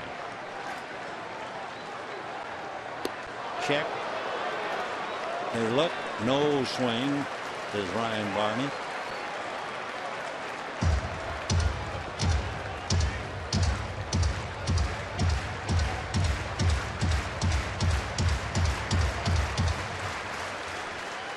Meanwhile, Clayton Kershaw in a 1-1 tie, chance to take a lead.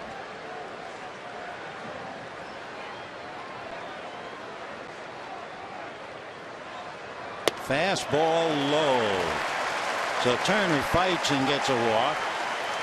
First and second, 1 out. And the batter will be Adrian Gonzalez. Danny Warthen, who at one time was the pitching coach for the Dodgers. Danny, a delightful guy. He was the Dodger pitching coach in 2006 and 2007. Out there to talk to Noah Syndergaard. By the way, in going back to the books, you know, the Dodgers are anything but a running ball club. They came in having stolen 14 bases and been caught 21 times. So when Howie Kendrick stole second base, that ended a Dodger streak of 23 consecutive games without a stolen base. That's the longest stolen base drought for the Dodgers since 1900. And of course the stolen base, and it's interesting, we'll be honoring Maury Wills. But gee whiz, the stolen base was a trademark of the Dodgers for so many years. And this is the least running team the Dodgers have had in a long time. And of course they have to be frustrated having an ace like Davey Lopes, and in spring training extra assistance from Maury Wills. So here's Adrian, homered, grounded out. On the corner, fastball, 0-1. And for Syndergaard, despite the fact he's made 95 pitches, he's still got it up there at 98.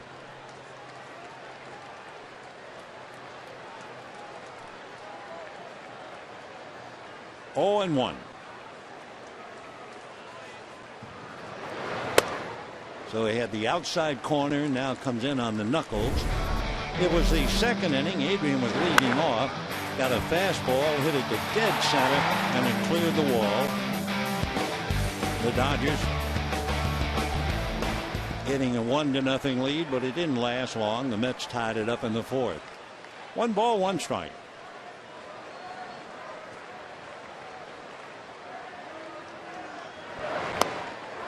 That was probably off the plate, but at 97, you don't have much of a chance.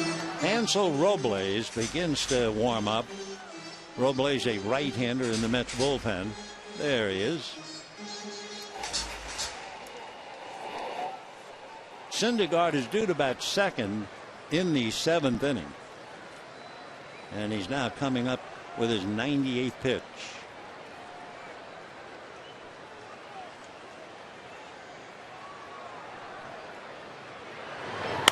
Fouled away. We're in the bottom of the 6th inning. 1 run, 5 hits, 1 error for the Mets. 1 run, 2 hits, no errors for the Dodgers. Clayton Kershaw huddling with Rick Honeycutt, his pitching coach.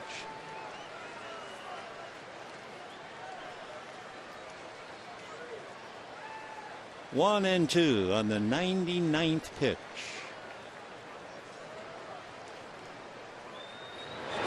And a breaking ball for ball 3.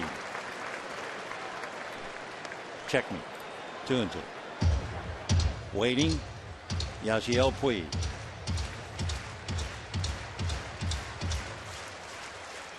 Two balls, 2 strikes.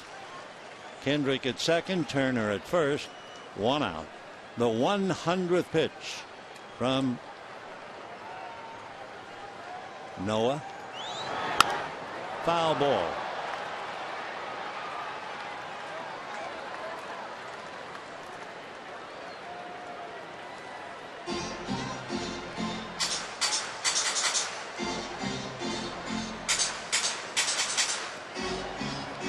By the way, his earned average in the 6th inning alone this year, his earned run average in the 6th inning is 8.5. Wow. And he's in trouble.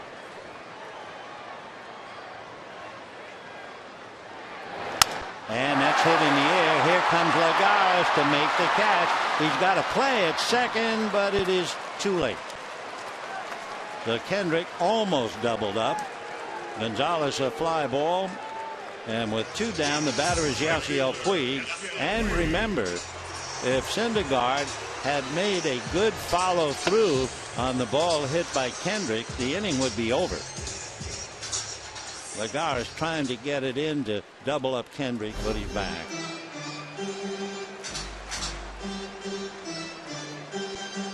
Yasiel Puig flied to center in the 2nd inning. Grounded out. That's when Lucas Duda made a diving, smothering stop and then just did beat Puig to the bag because Syndergaard was in the crouch on the mound. A big play by Duda. 0-1. Starts him with a slider.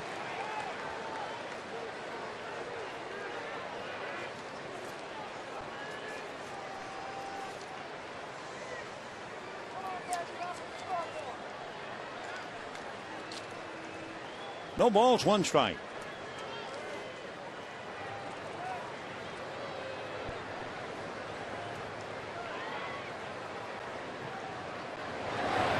Fastball away. So he came to pitch and he's pitching. Fastball up to 99. A good curveball, a changeup, and a slider. 103 pitches later, he's in a 1-1 tie in the 6th inning.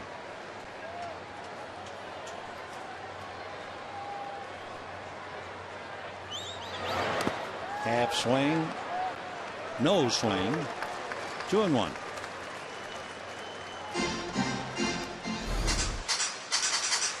Puig 3 home runs, 10 runs batted in. Yasiel hitting .290.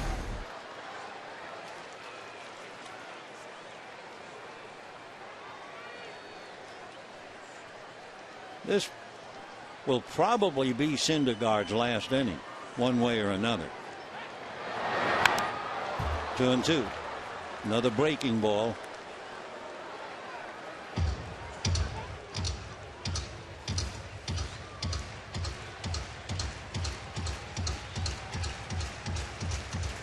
The slider seems to have made his curveball even more effective, but he is struggling.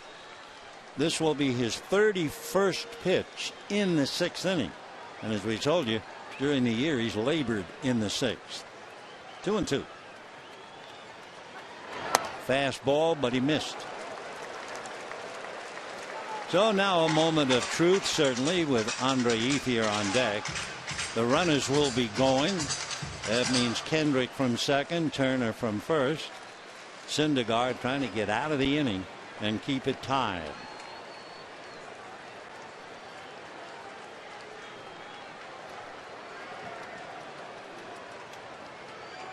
Runners go, and a breaking ball got him. So Puig strikes out. Huge inning, 6 strikeouts for Syndergaard. For Kershaw, the same. And we are heading to the 7th in a 1-1 tie.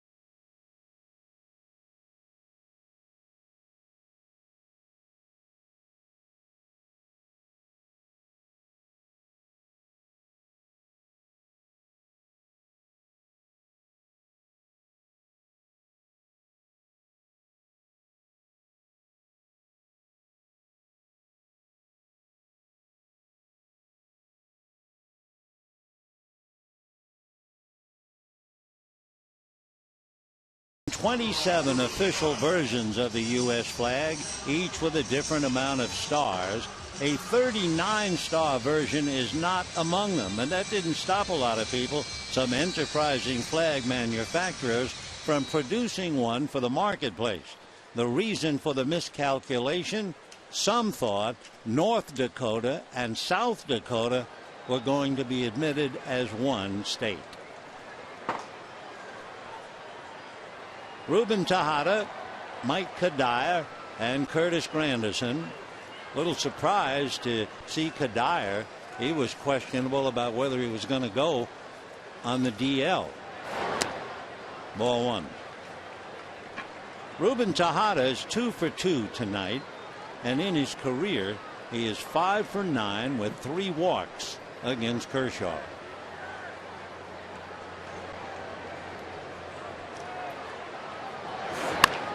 Chopper to third, backing up for the hop is Turner. Tough play, and gets him. Nice play indeed. 1 away.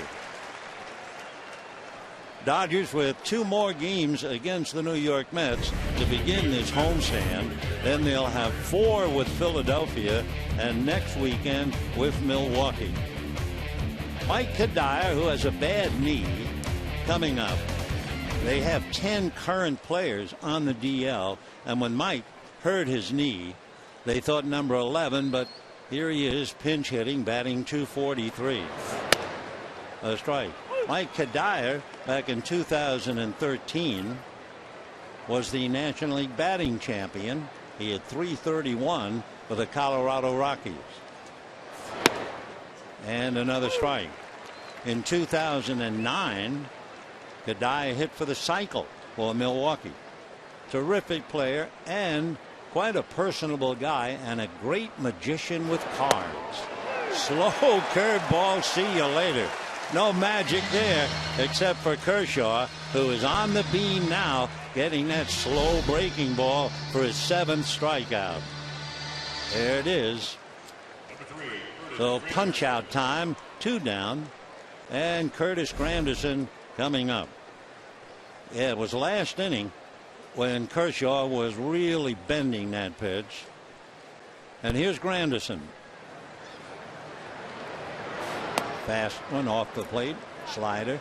Back in 2011, Curtis was the first center fielder since Dale Murphy of the '83 Braves to have a season with 115 RBIs and 130 runs scored. Who was the last American leaguer to do that? 1961, Mickey Mantle. In the dirt, 2-1.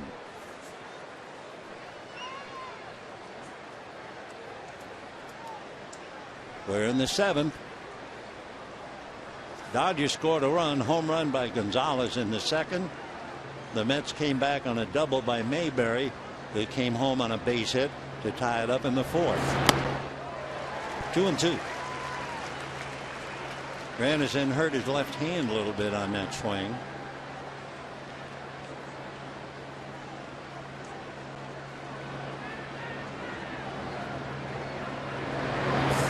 Fastball lifted, shallow center. Here comes Peterson. So a nice easy inning for Clayton Kershaw. The Dodgers will have Ethier, Grandal, and Rollins in a 1-1 tie.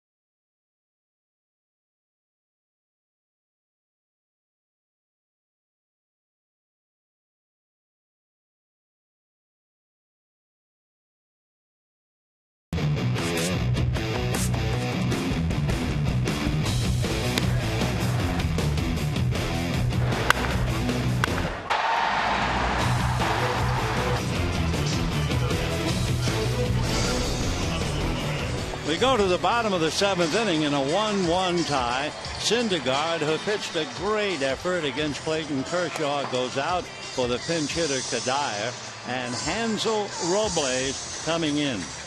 He's from Bonao in the Dominican Republic, originally signed by the Mets as a free agent 7 years ago. Basically, fastballer with a very good sinker and a slider and a changeup. Hansel Robles, 25 years old. Andre Ethier will start it off. Pedro Baez gets up in the Dodger bullpen. Kershaw has made 100 pitches, so we'll see what happens. He's due up 4th. Sinker for a strike. 0-1. So Clayton with that valuable left arm wrapped. Alex Guerrero with a bat in his hands at the far end of the dugout. 0-1. Fastball. 0-2.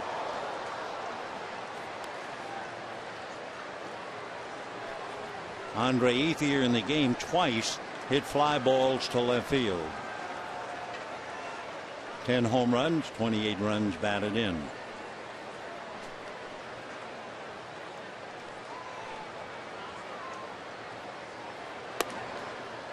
Just did lay off that high fastball. 1-2 to Andre. Grandal 0 for 1. Rollins 0 for 2. So collectively 0 for 5. And then the pitcher spot makes it 0 for 7. And that's probably smoked. Base hit for Ethier to open up the 7th inning. It's the 3rd time tonight Dodgers have had somebody lead off. Gonzalez a home run in the 2nd inning. Turner the double in the 4th inning. And now Ethier a single opening up the 7th.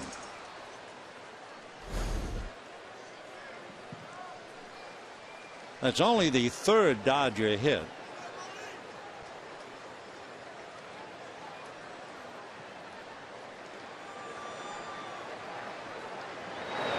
And the bunt foul. 0-1.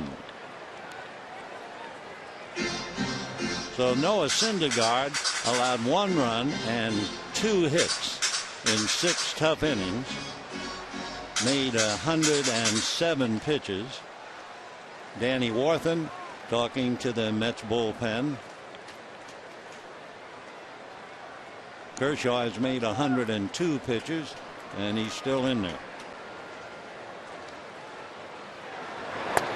That's a strike. 0-2 the count to Yasmani Grandal. Jimmy Rollins on deck. Sean Gilmartin, a left-hander, so they might bring him in to turn Rollins around if need be. There's Sean.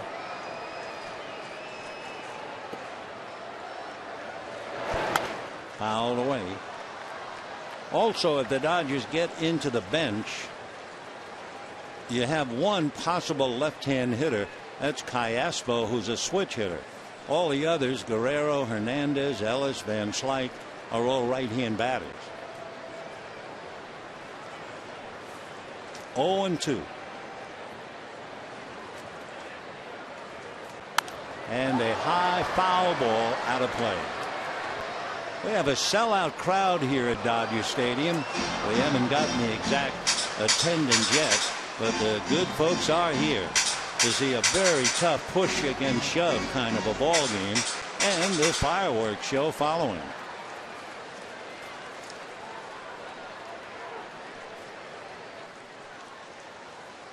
Oh, 0-2. In the dirt, gets away, but holding at first, and wisely, Andre Ethier. Nice play by Plawecki.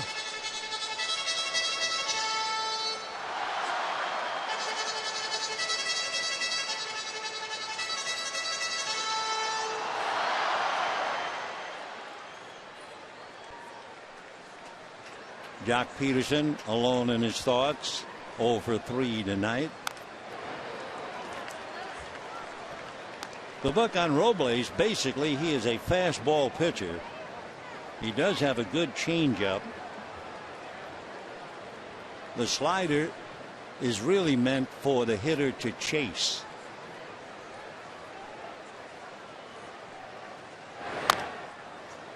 Still 1-2.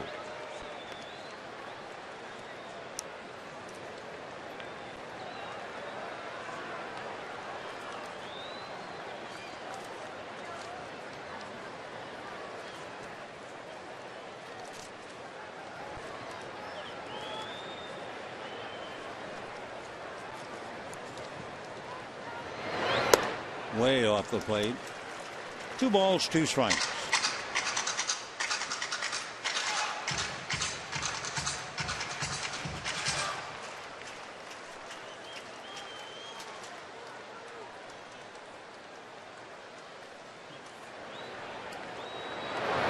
And there's that sinker we talked about, and that takes care of Grandal. Take another look. It's there, and then it's down there. So 7 Dodgers have struck out. Syndergaard had a half a dozen. Now Robles picks up 1. And let's see, Rollins will come up and hit. Kershaw, meanwhile, remains seated. Alex Guerrero comes up the steps with the bat. Though we shall see in a minute. For Clayton, could be another terribly frustrating night where he pitches so well and there's nothing to show for it. Remember, he has a 3-game losing streak, and the Dodgers got him all of a total of 7 runs in the 3 games. Now they get him 1 run tonight.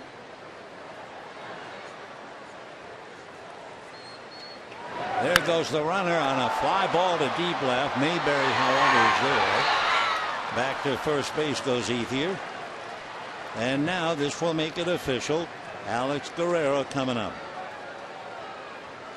We told you that Clayton Kershaw 5-0 in his career against the Mets. The Dodgers to begin their career with 5 straight winning decision against the Mets. Sandy Koufax beat the Mets 13 times. But let's remember, Koufax pitched the early days, 1962, against a Mets team that was awful. Ron Peranowski won 5 straight. Clayton Kershaw won 5 straight. Yeah, Sandy beat them all, but in the early days, 62 and 63, the Mets, if I remember correctly, lost 120 games in 62, 111 games in 63, and then the miracle was 1969 when they wound up winning the championship. All right, here's Guerrero hitting for Kershaw. 10 home runs, 30 runs batted in. Slider meant to be chased. He didn't chase it. Ball 1.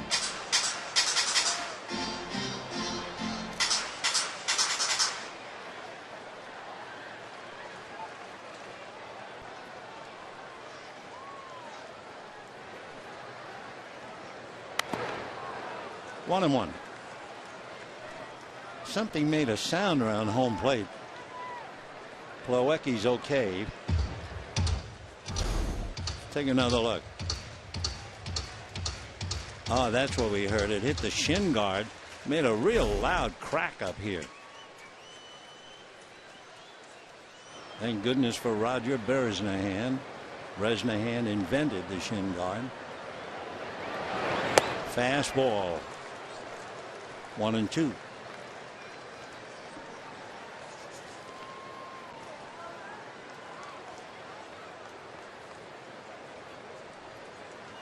Robles in his 26th game.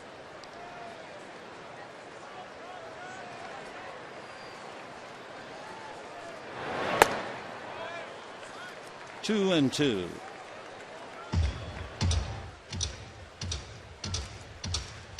Jock Peterson waiting on deck. 0 for 3. Struck out, lined out, grounded out.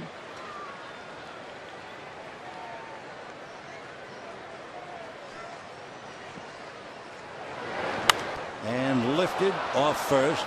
Duda has a play. All right. Robles does a nice job. Gets Guerrero to foul out. Dodgers get a leadoff single, and that's it. And at the end of 7, a 1-1 tie.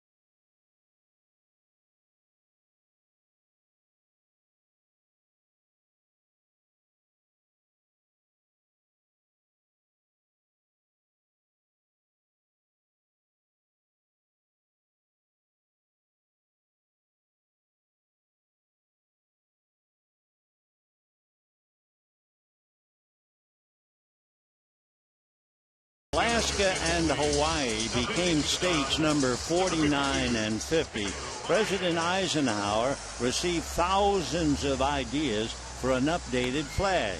Almost all of them were of a 50-star flag, including the one that won. The one that won was from Robert G. Heft, who created the design for a class project. He was one of 3 to submit the version that was accepted and remains in use today.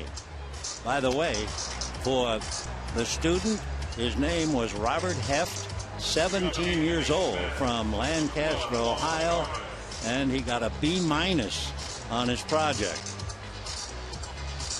Pedro Baez looking now for a win in a 1-1 tie in the 8th inning. It'll be Juan Lagares, Daniel Murphy, and John Mayberry in that order.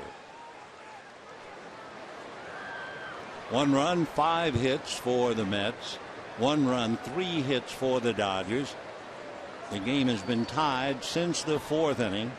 Lagares 3 ground balls, 0 for 3. Check swing foul, 0-1. Robles did a nice job. Made 19 pitches to retire the Dodgers in the 7th inning. Down in the Dodger bullpen, Adam Liberatore begins to warm up.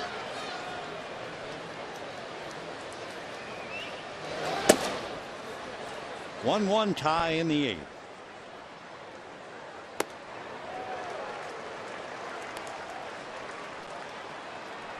Lagares hit back to the box, grounded to short, grounded to second. Going after a pitch that might have been up out of the strike zone.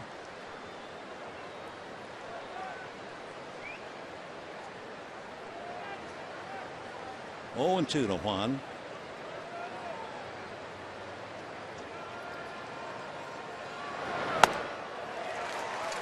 Baez comes in, throws a lot of smoke, takes care of Lagares, and we have 1 out in the 8th inning. Say, you can slug your way to the Home Run Derby crown. Master the free award-winning game millions are playing. Download MLB.com Home Run Derby free on the App Store and Google Play. Well, Jock has 20, and he'll be leading off in the bottom of the 8th. Murphy has flied to center, grounded out, and lined out. lined out to Justin Turner and made a good play in the 5th inning.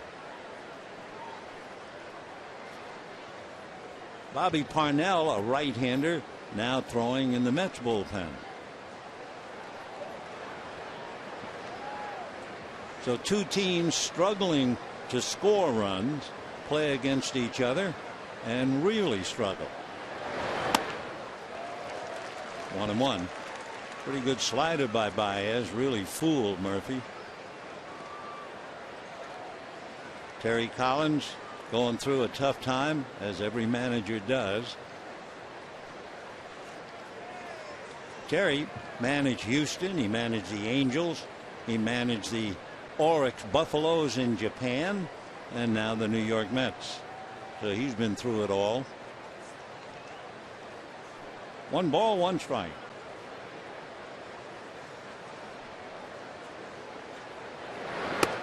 Ball 2, 2-1.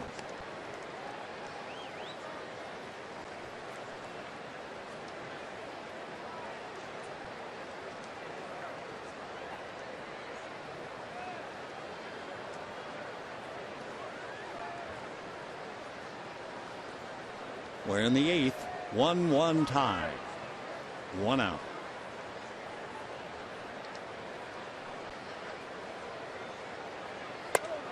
Check swing. 3-1. Baez comes in and throws hard. He's a big man, 6'2", over 200 pounds. Born the year the Dodgers won it all in 1988.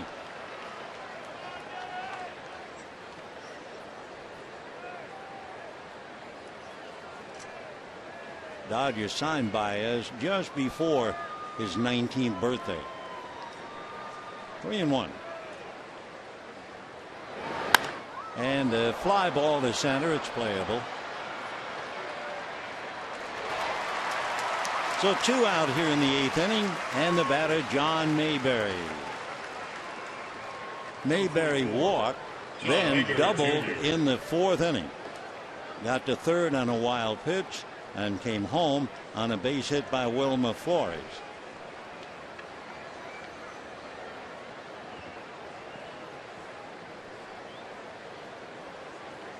Big John, 6'6", gives you a nice big strike zone. Mayberry came into the game hitting 188.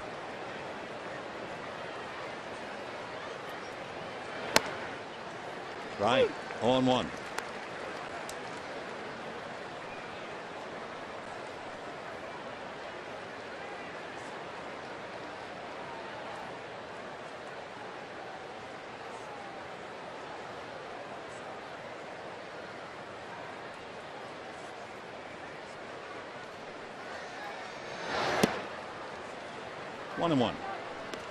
Looking ahead, when the Dodgers come up in the bottom of the 8th, they'll have Jock Peterson, Howie Kendrick, and Justin Turner, and if anybody gets on, Adrian Gonzalez. 1 ball and 1 strike. Boy, that's a big number John Mayberry carries on his back. 44. You immediately think of Henry Aaron. And over here on the West Coast, you always think of Willie McCovey.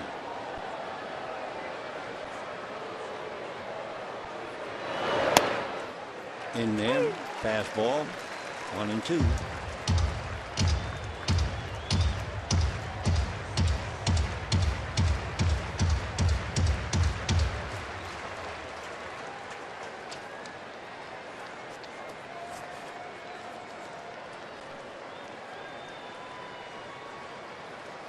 Two out in the 8th, 1-1 tie. Bases empty. The Mets have had 1 hit since the 4th inning. That was a single by Flores.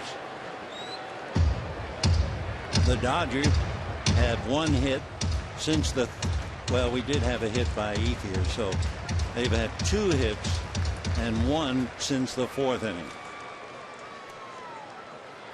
2-2. Mayberry has 3 home runs.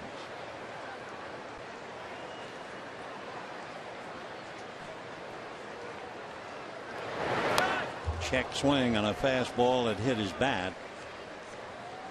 So the Mets joining Clayton Kershaw is what might have been.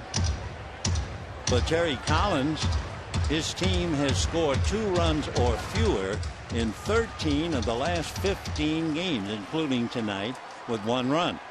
For Kershaw, he has lost 3 straight, and the Dodgers gave him a total of 7, and they gave him 1 tonight. 2-2 to Mayberry. 3-2.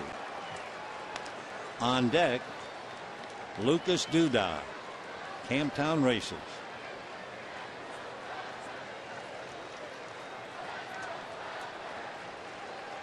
There's Adam Liebertor, perhaps getting ready to face Duda should Mayberry somehow get into scoring position. 3-2.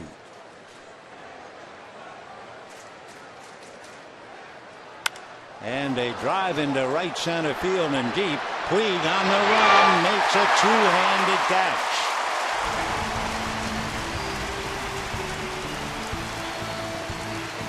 So Mayberry a long out, and we're heading to the bottom of the 8th. Peterson, Kendrick, and Turner in a 1-1 tie.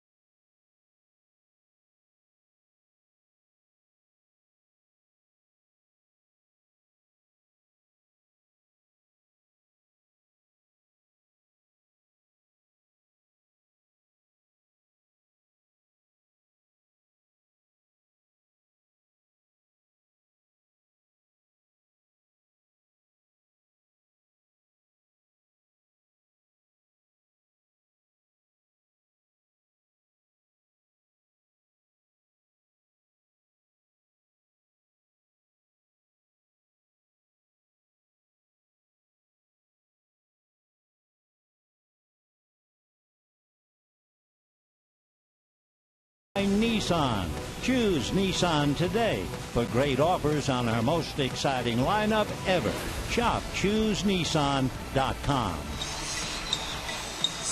Sunday, catch the premiere of Larry King at Bat. TV host Jimmy Kimmel. They'll discuss growing up in Vegas and his road from radio to late night. Don't miss Larry King at Bat with Jimmy Kimmel. Sunday at 5 on Sportsnet LA. All right, bottom of the 8th inning, Jock Peterson in a 1-1 tie, 0-1. Peterson struck out in the first inning, lined out to center field in the 3rd, and grounded out in the 6th.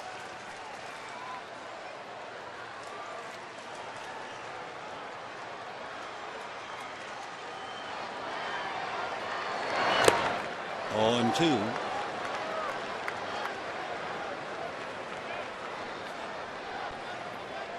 Noah Syndergaard and Clayton Kershaw each allowed 1 run, and we're now in the 8th.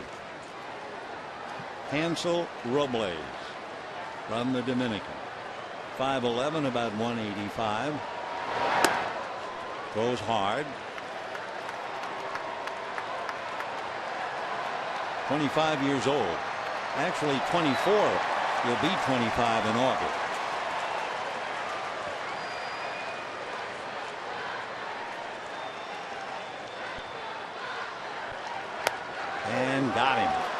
Fastball inside corner, $1 million pitch. Second strikeout. Take another look. It looked inside, and then darn if it didn't run back and catch a good portion of the plate. That's why they talk not just the velocity but the movement. And boy, did that pitch move, and Peterson obviously is moved by the fact he took it. Ball one.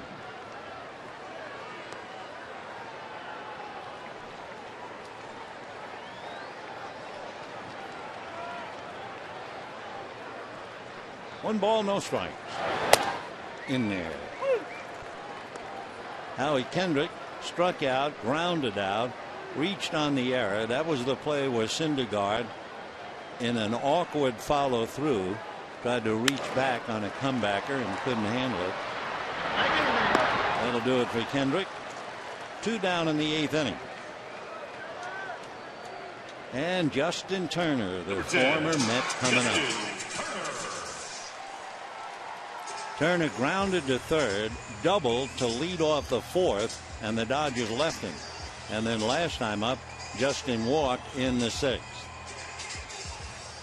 Justin Turner was originally signed by the Reds out of Cal State Fullerton.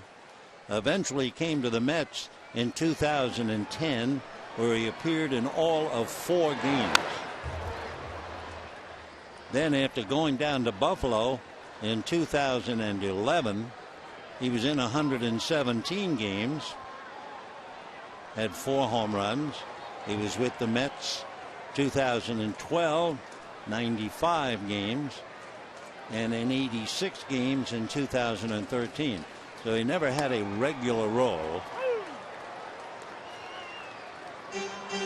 He had 4 home runs in 2011, and he hit .260. And boy, he has certainly come alive with the Dodgers after hitting .340 last year. That's a strike at the knees. So for Robles, he comes in, faces 7 batters, gets 6 of them, gives up a hit. That's right. Don't you worry about a thing, dear. And we're going to the 9th. 1-1.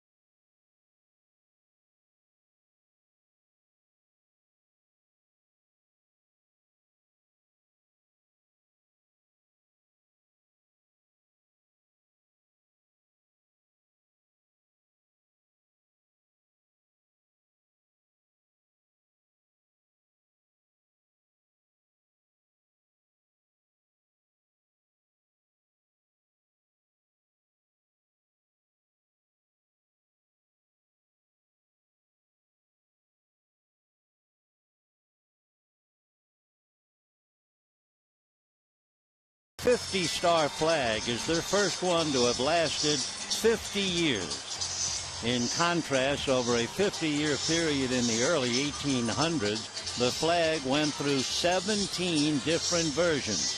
And by the way, the actual flag, the one that they put up after the rain in Baltimore that inspired the Star-Spangled Banner, it still exists. It does indeed. It's immortalized in the Star Spangled Banner, 15-star, 15-bar flag. What's left of it is on permanent display at the Smithsonian's National Museum of American History.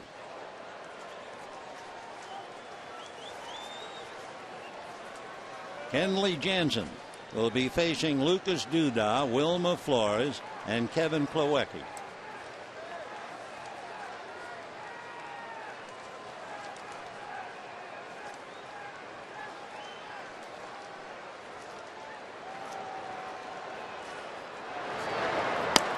And starts him with a strike. 0-1.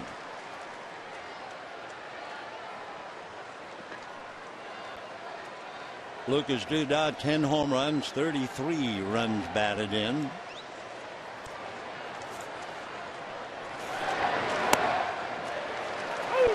Oh, 2. Kenley with that cutter working full time for him.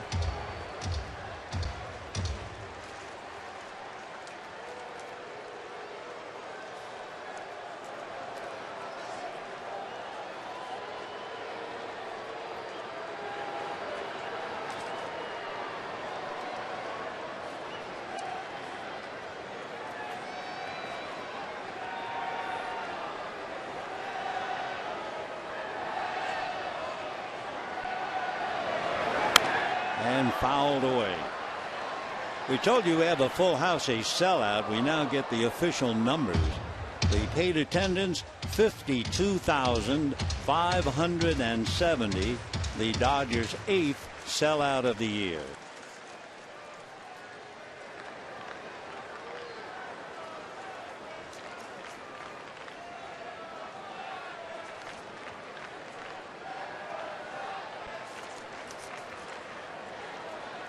Oh, 2. And fly ball down the left field line. Ethier has to come a long way. It's going to drop. Fair ball. On his way is Duda with a leadoff fly ball single in the 9th inning. So Duda, who was 0 for 3, gets that fly ball double.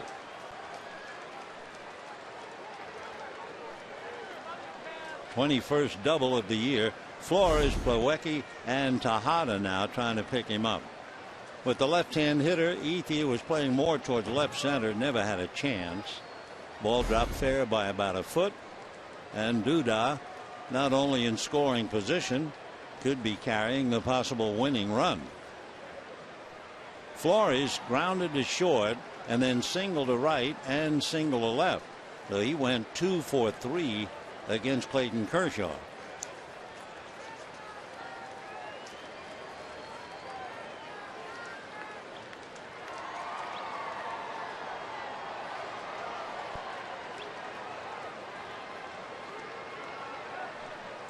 Flores drove in 8 runs in his first 5 games in the big leagues. So he made quite a splash when he broke in back in 2013.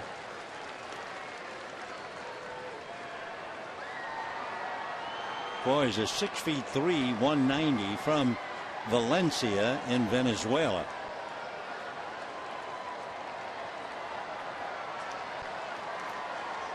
Oh, 1. Slap foul, and it looked like he was taking a shot at right field for sure. 0-2. He had those 8 RBIs in 5 games. Yasiel Puig had 10 RBIs in his first 5 games. Will Middlebrooks of the Red Sox had 9. That's a great way to break in. 0-2. Again, a chopper off the glove of Jansen. Everybody safe, and their runners at first and third.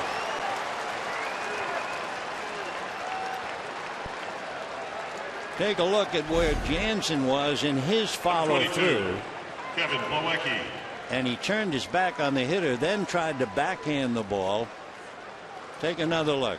See how he turned, then tried to turn back with Syndergaard. He turned, tried to barehand it, couldn't do it, and he was fortunate he got away with that. But now It's a base hit to put runners at first and third. Both runners are aboard on no ball, 2 strike counts. So now the Dodgers are forced to play the infield up. And Plawecki grounded to third, hit into a force play and struck out. And starts him with a strike. 0-1 to Kevin Plawecki.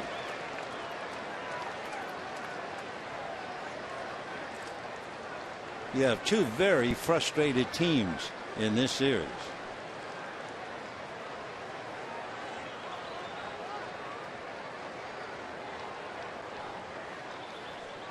Plawecki, a rookie, first year in the big leagues. Checked on a good explosive fastball.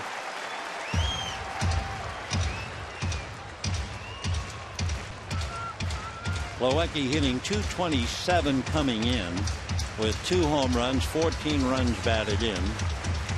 And then you have Tejada to follow.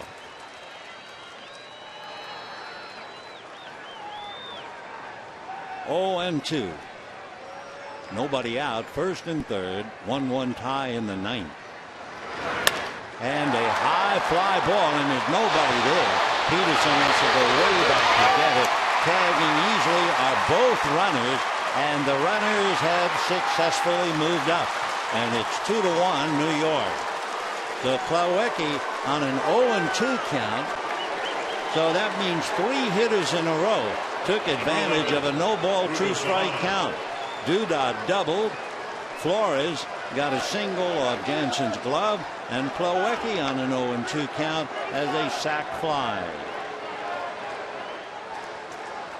So 2-1 New York. The Mets are trying to snap a 3-game losing streak. Dodgers trying to add to a 2-game winning streak. And here's Tejada, 2 for 3 against Clayton Kershaw. So that commands respect anywhere. Tejada from Panama. And ball 1. Ruben signed by the Mets back in 2006. Veraguas in Panama. He's 25. He'll be 26 in September. Runner at second, 1 out, 2-1 Mets.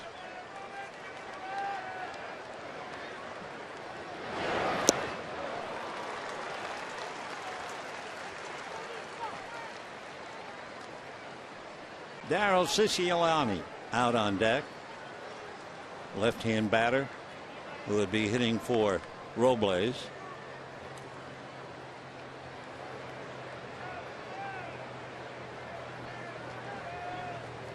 One ball and 1 strike. Foul back. Tejada played for Panama in the World Baseball Classic in 2009 and then again 2013.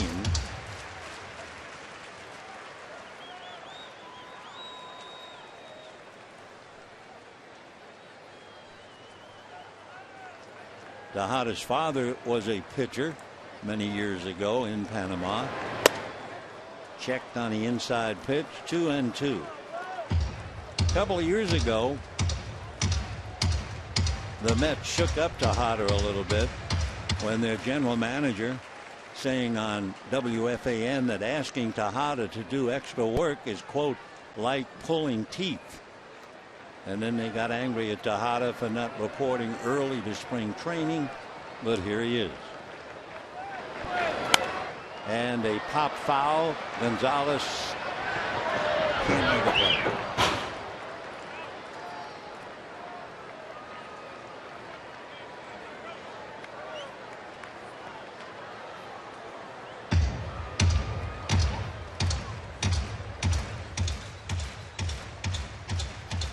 Two to 1 Mets here in the 9th inning. No ball, 2 strikes on each hitter, and each one got away. 2-2 the count to Tejada. Timeout.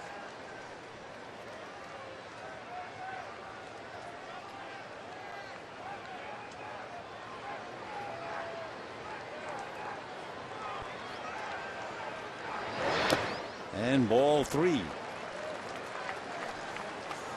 So Flores, an extra run out there at second base with the Mets leading 2-1. Kenley Jansen came in 2-0 with an earned run average of 1.5. And the remarkable 1 walk and 30 strikeouts. 3-2. Fouled away. Jansen again to repeat. 30 strikeouts and only 1 walk. Max Scherzer of no-hit fame in his last 4 starts, 42 strikeouts and 1 walk. J.P. Howell warming up in the Dodger bullpen.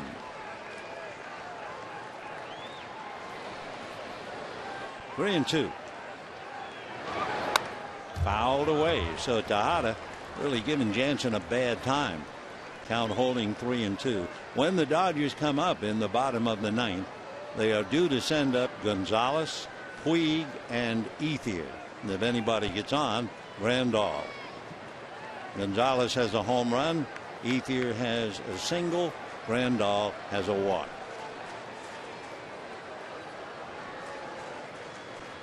Three and 2. So down goes Tejada for the second out. And Robles is due up. And we'll have a hitter. Looks like Siciliani will be coming up. So he was out on deck, and then he kind of looked to the dugout, and he said, yep, keep going up. Siciliani checking in. Rick Honeycutt going out to talk to Jansen as to how the Dodgers want to pitch to him. Siciliani is from Oregon. Little town of Madras, Oregon. That's the same town that produced the Red Sox center fielder Jacoby Ellsbury. The Mets signed him in the 4th round 6 years ago.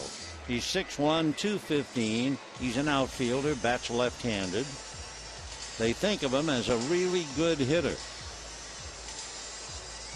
Started to play 2009, and as we said, the Mets, with 10 currently on the DL, they have 14 first-year players.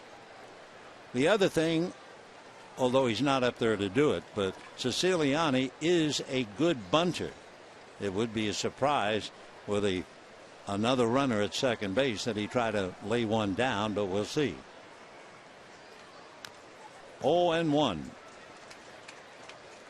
Siciliani 6'1", 215-pounder. Just turned 25 the end of June. What has to be maddening for Kenley Jansen, we talked about the first 3 hitters successful on a no-ball 2-strike count. This year, hitters with an 0-2 count are batting .083 against Jansen. That's 1 hit in 12 at-bats with 11 strikeouts. And yet tonight, that's jumped up to bite him. 0-2 to Siciliani. 1-2.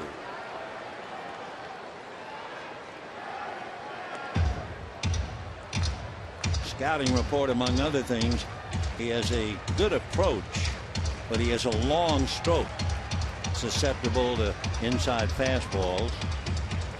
But they say his bat has the tendency to stay in the strike zone a long time.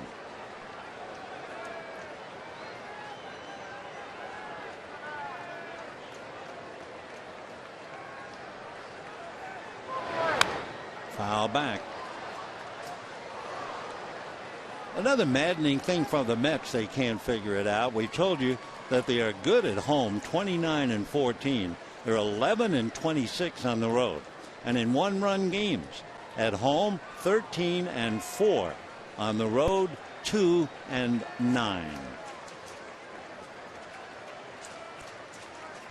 And down he goes.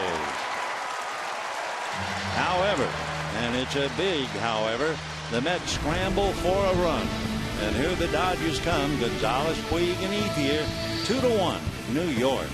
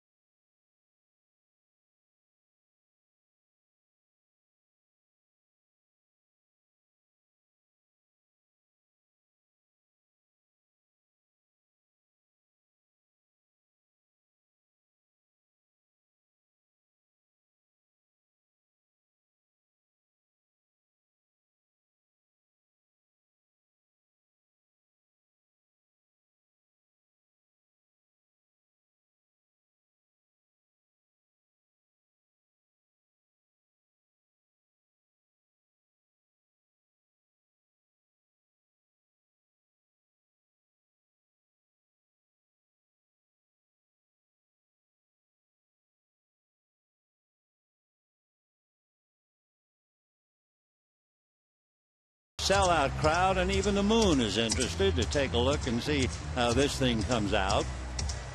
Juris Familia from Santo Domingo in the Dominican Republic. He's a big guy, 6'4", 230. He'll be 26 in October, and the Mets signed him in 2007. Made his big league debut with the Mets back in 2012. Leading off the bottom of the ninth inning for the Dodgers, first baseman number 23, Adrian Gonzalez.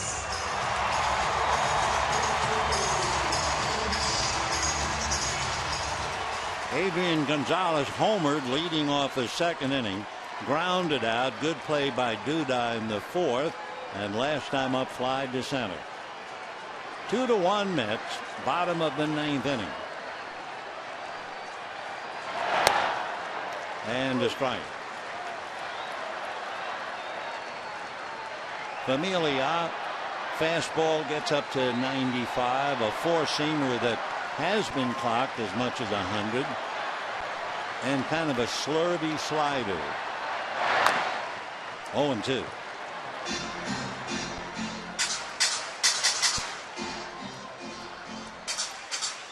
The third pitch that Familia uses is a changeup.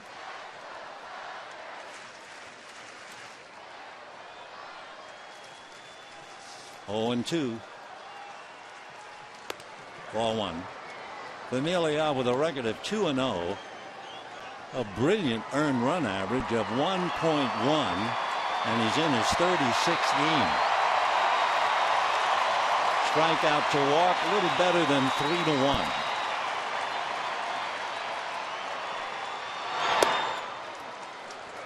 .98-mile-an-hour fastball. 2 balls and 2 strikes.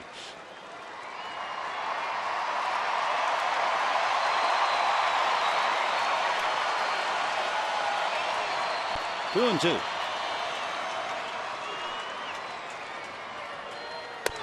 Fastball got him at 97. Gonzalez shaking his head a little bit, but down he goes. Right fielder, number 66, Yasiel Puig. Again, that late movement on the pitch, it looked inside, but when you see the replay, the ball actually ran back into the strike zone. Adrian feels like he's been jobbed, but if he saw the tape and where the ball was in the strike zone, he'd realize he'd just been fooled by late movement. So 1 out, And here's Yasiel Puig.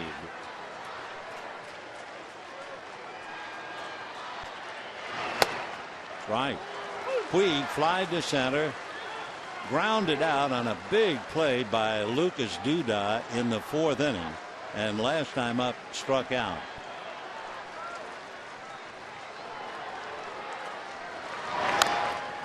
And 0-2 the count. Familia again coming in to be the closer, a hard throwing closer, but he has walked 12, but he struck out 40. 0-2. And look at what Plawecki hangs out. Still 0-2.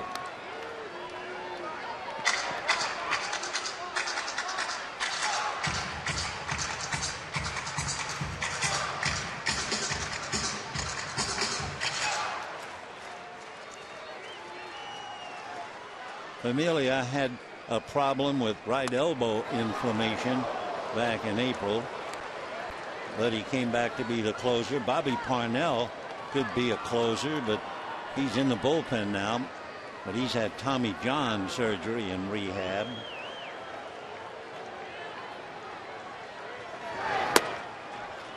Two and two.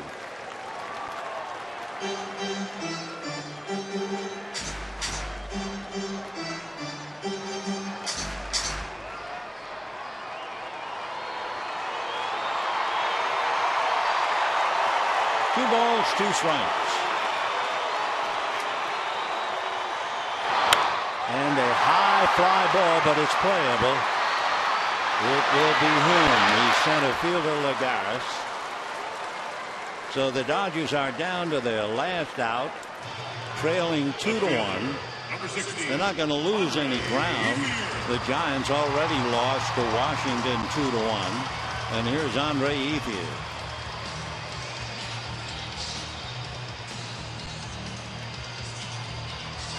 Ethier twice flied to left and single to center in the 7th inning. Fly balls to left field from Ethier. That's when Syndergaard was throwing 98 and 99. You can understand he'd be a little late and hit fly balls the other way. And a strike. 0-1. Tejada way over to the left. Murphy is way off the line, and the outfield about as deep as they can play without actually getting almost to the track. 0-1. And look at Plawecki. No swing. 1 ball, 1 strike. $52,570. Seeing push against shove, that's for sure. 2-1.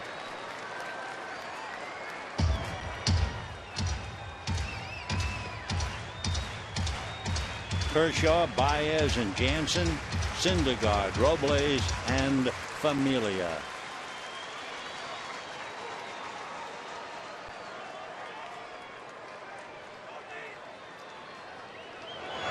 Fastball lined, but Ganderson is there, and that's it.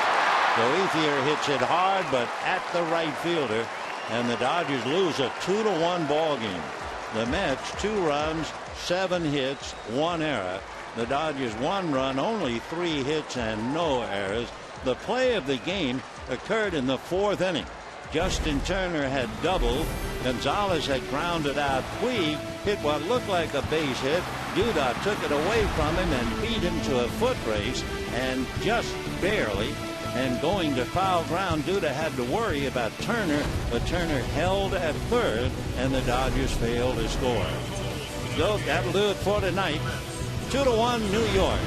Talk to you tomorrow. It'll be Matt Harvey and Zach Frankie. Till then, from all of us to all of you, a very pleasant good evening, everybody.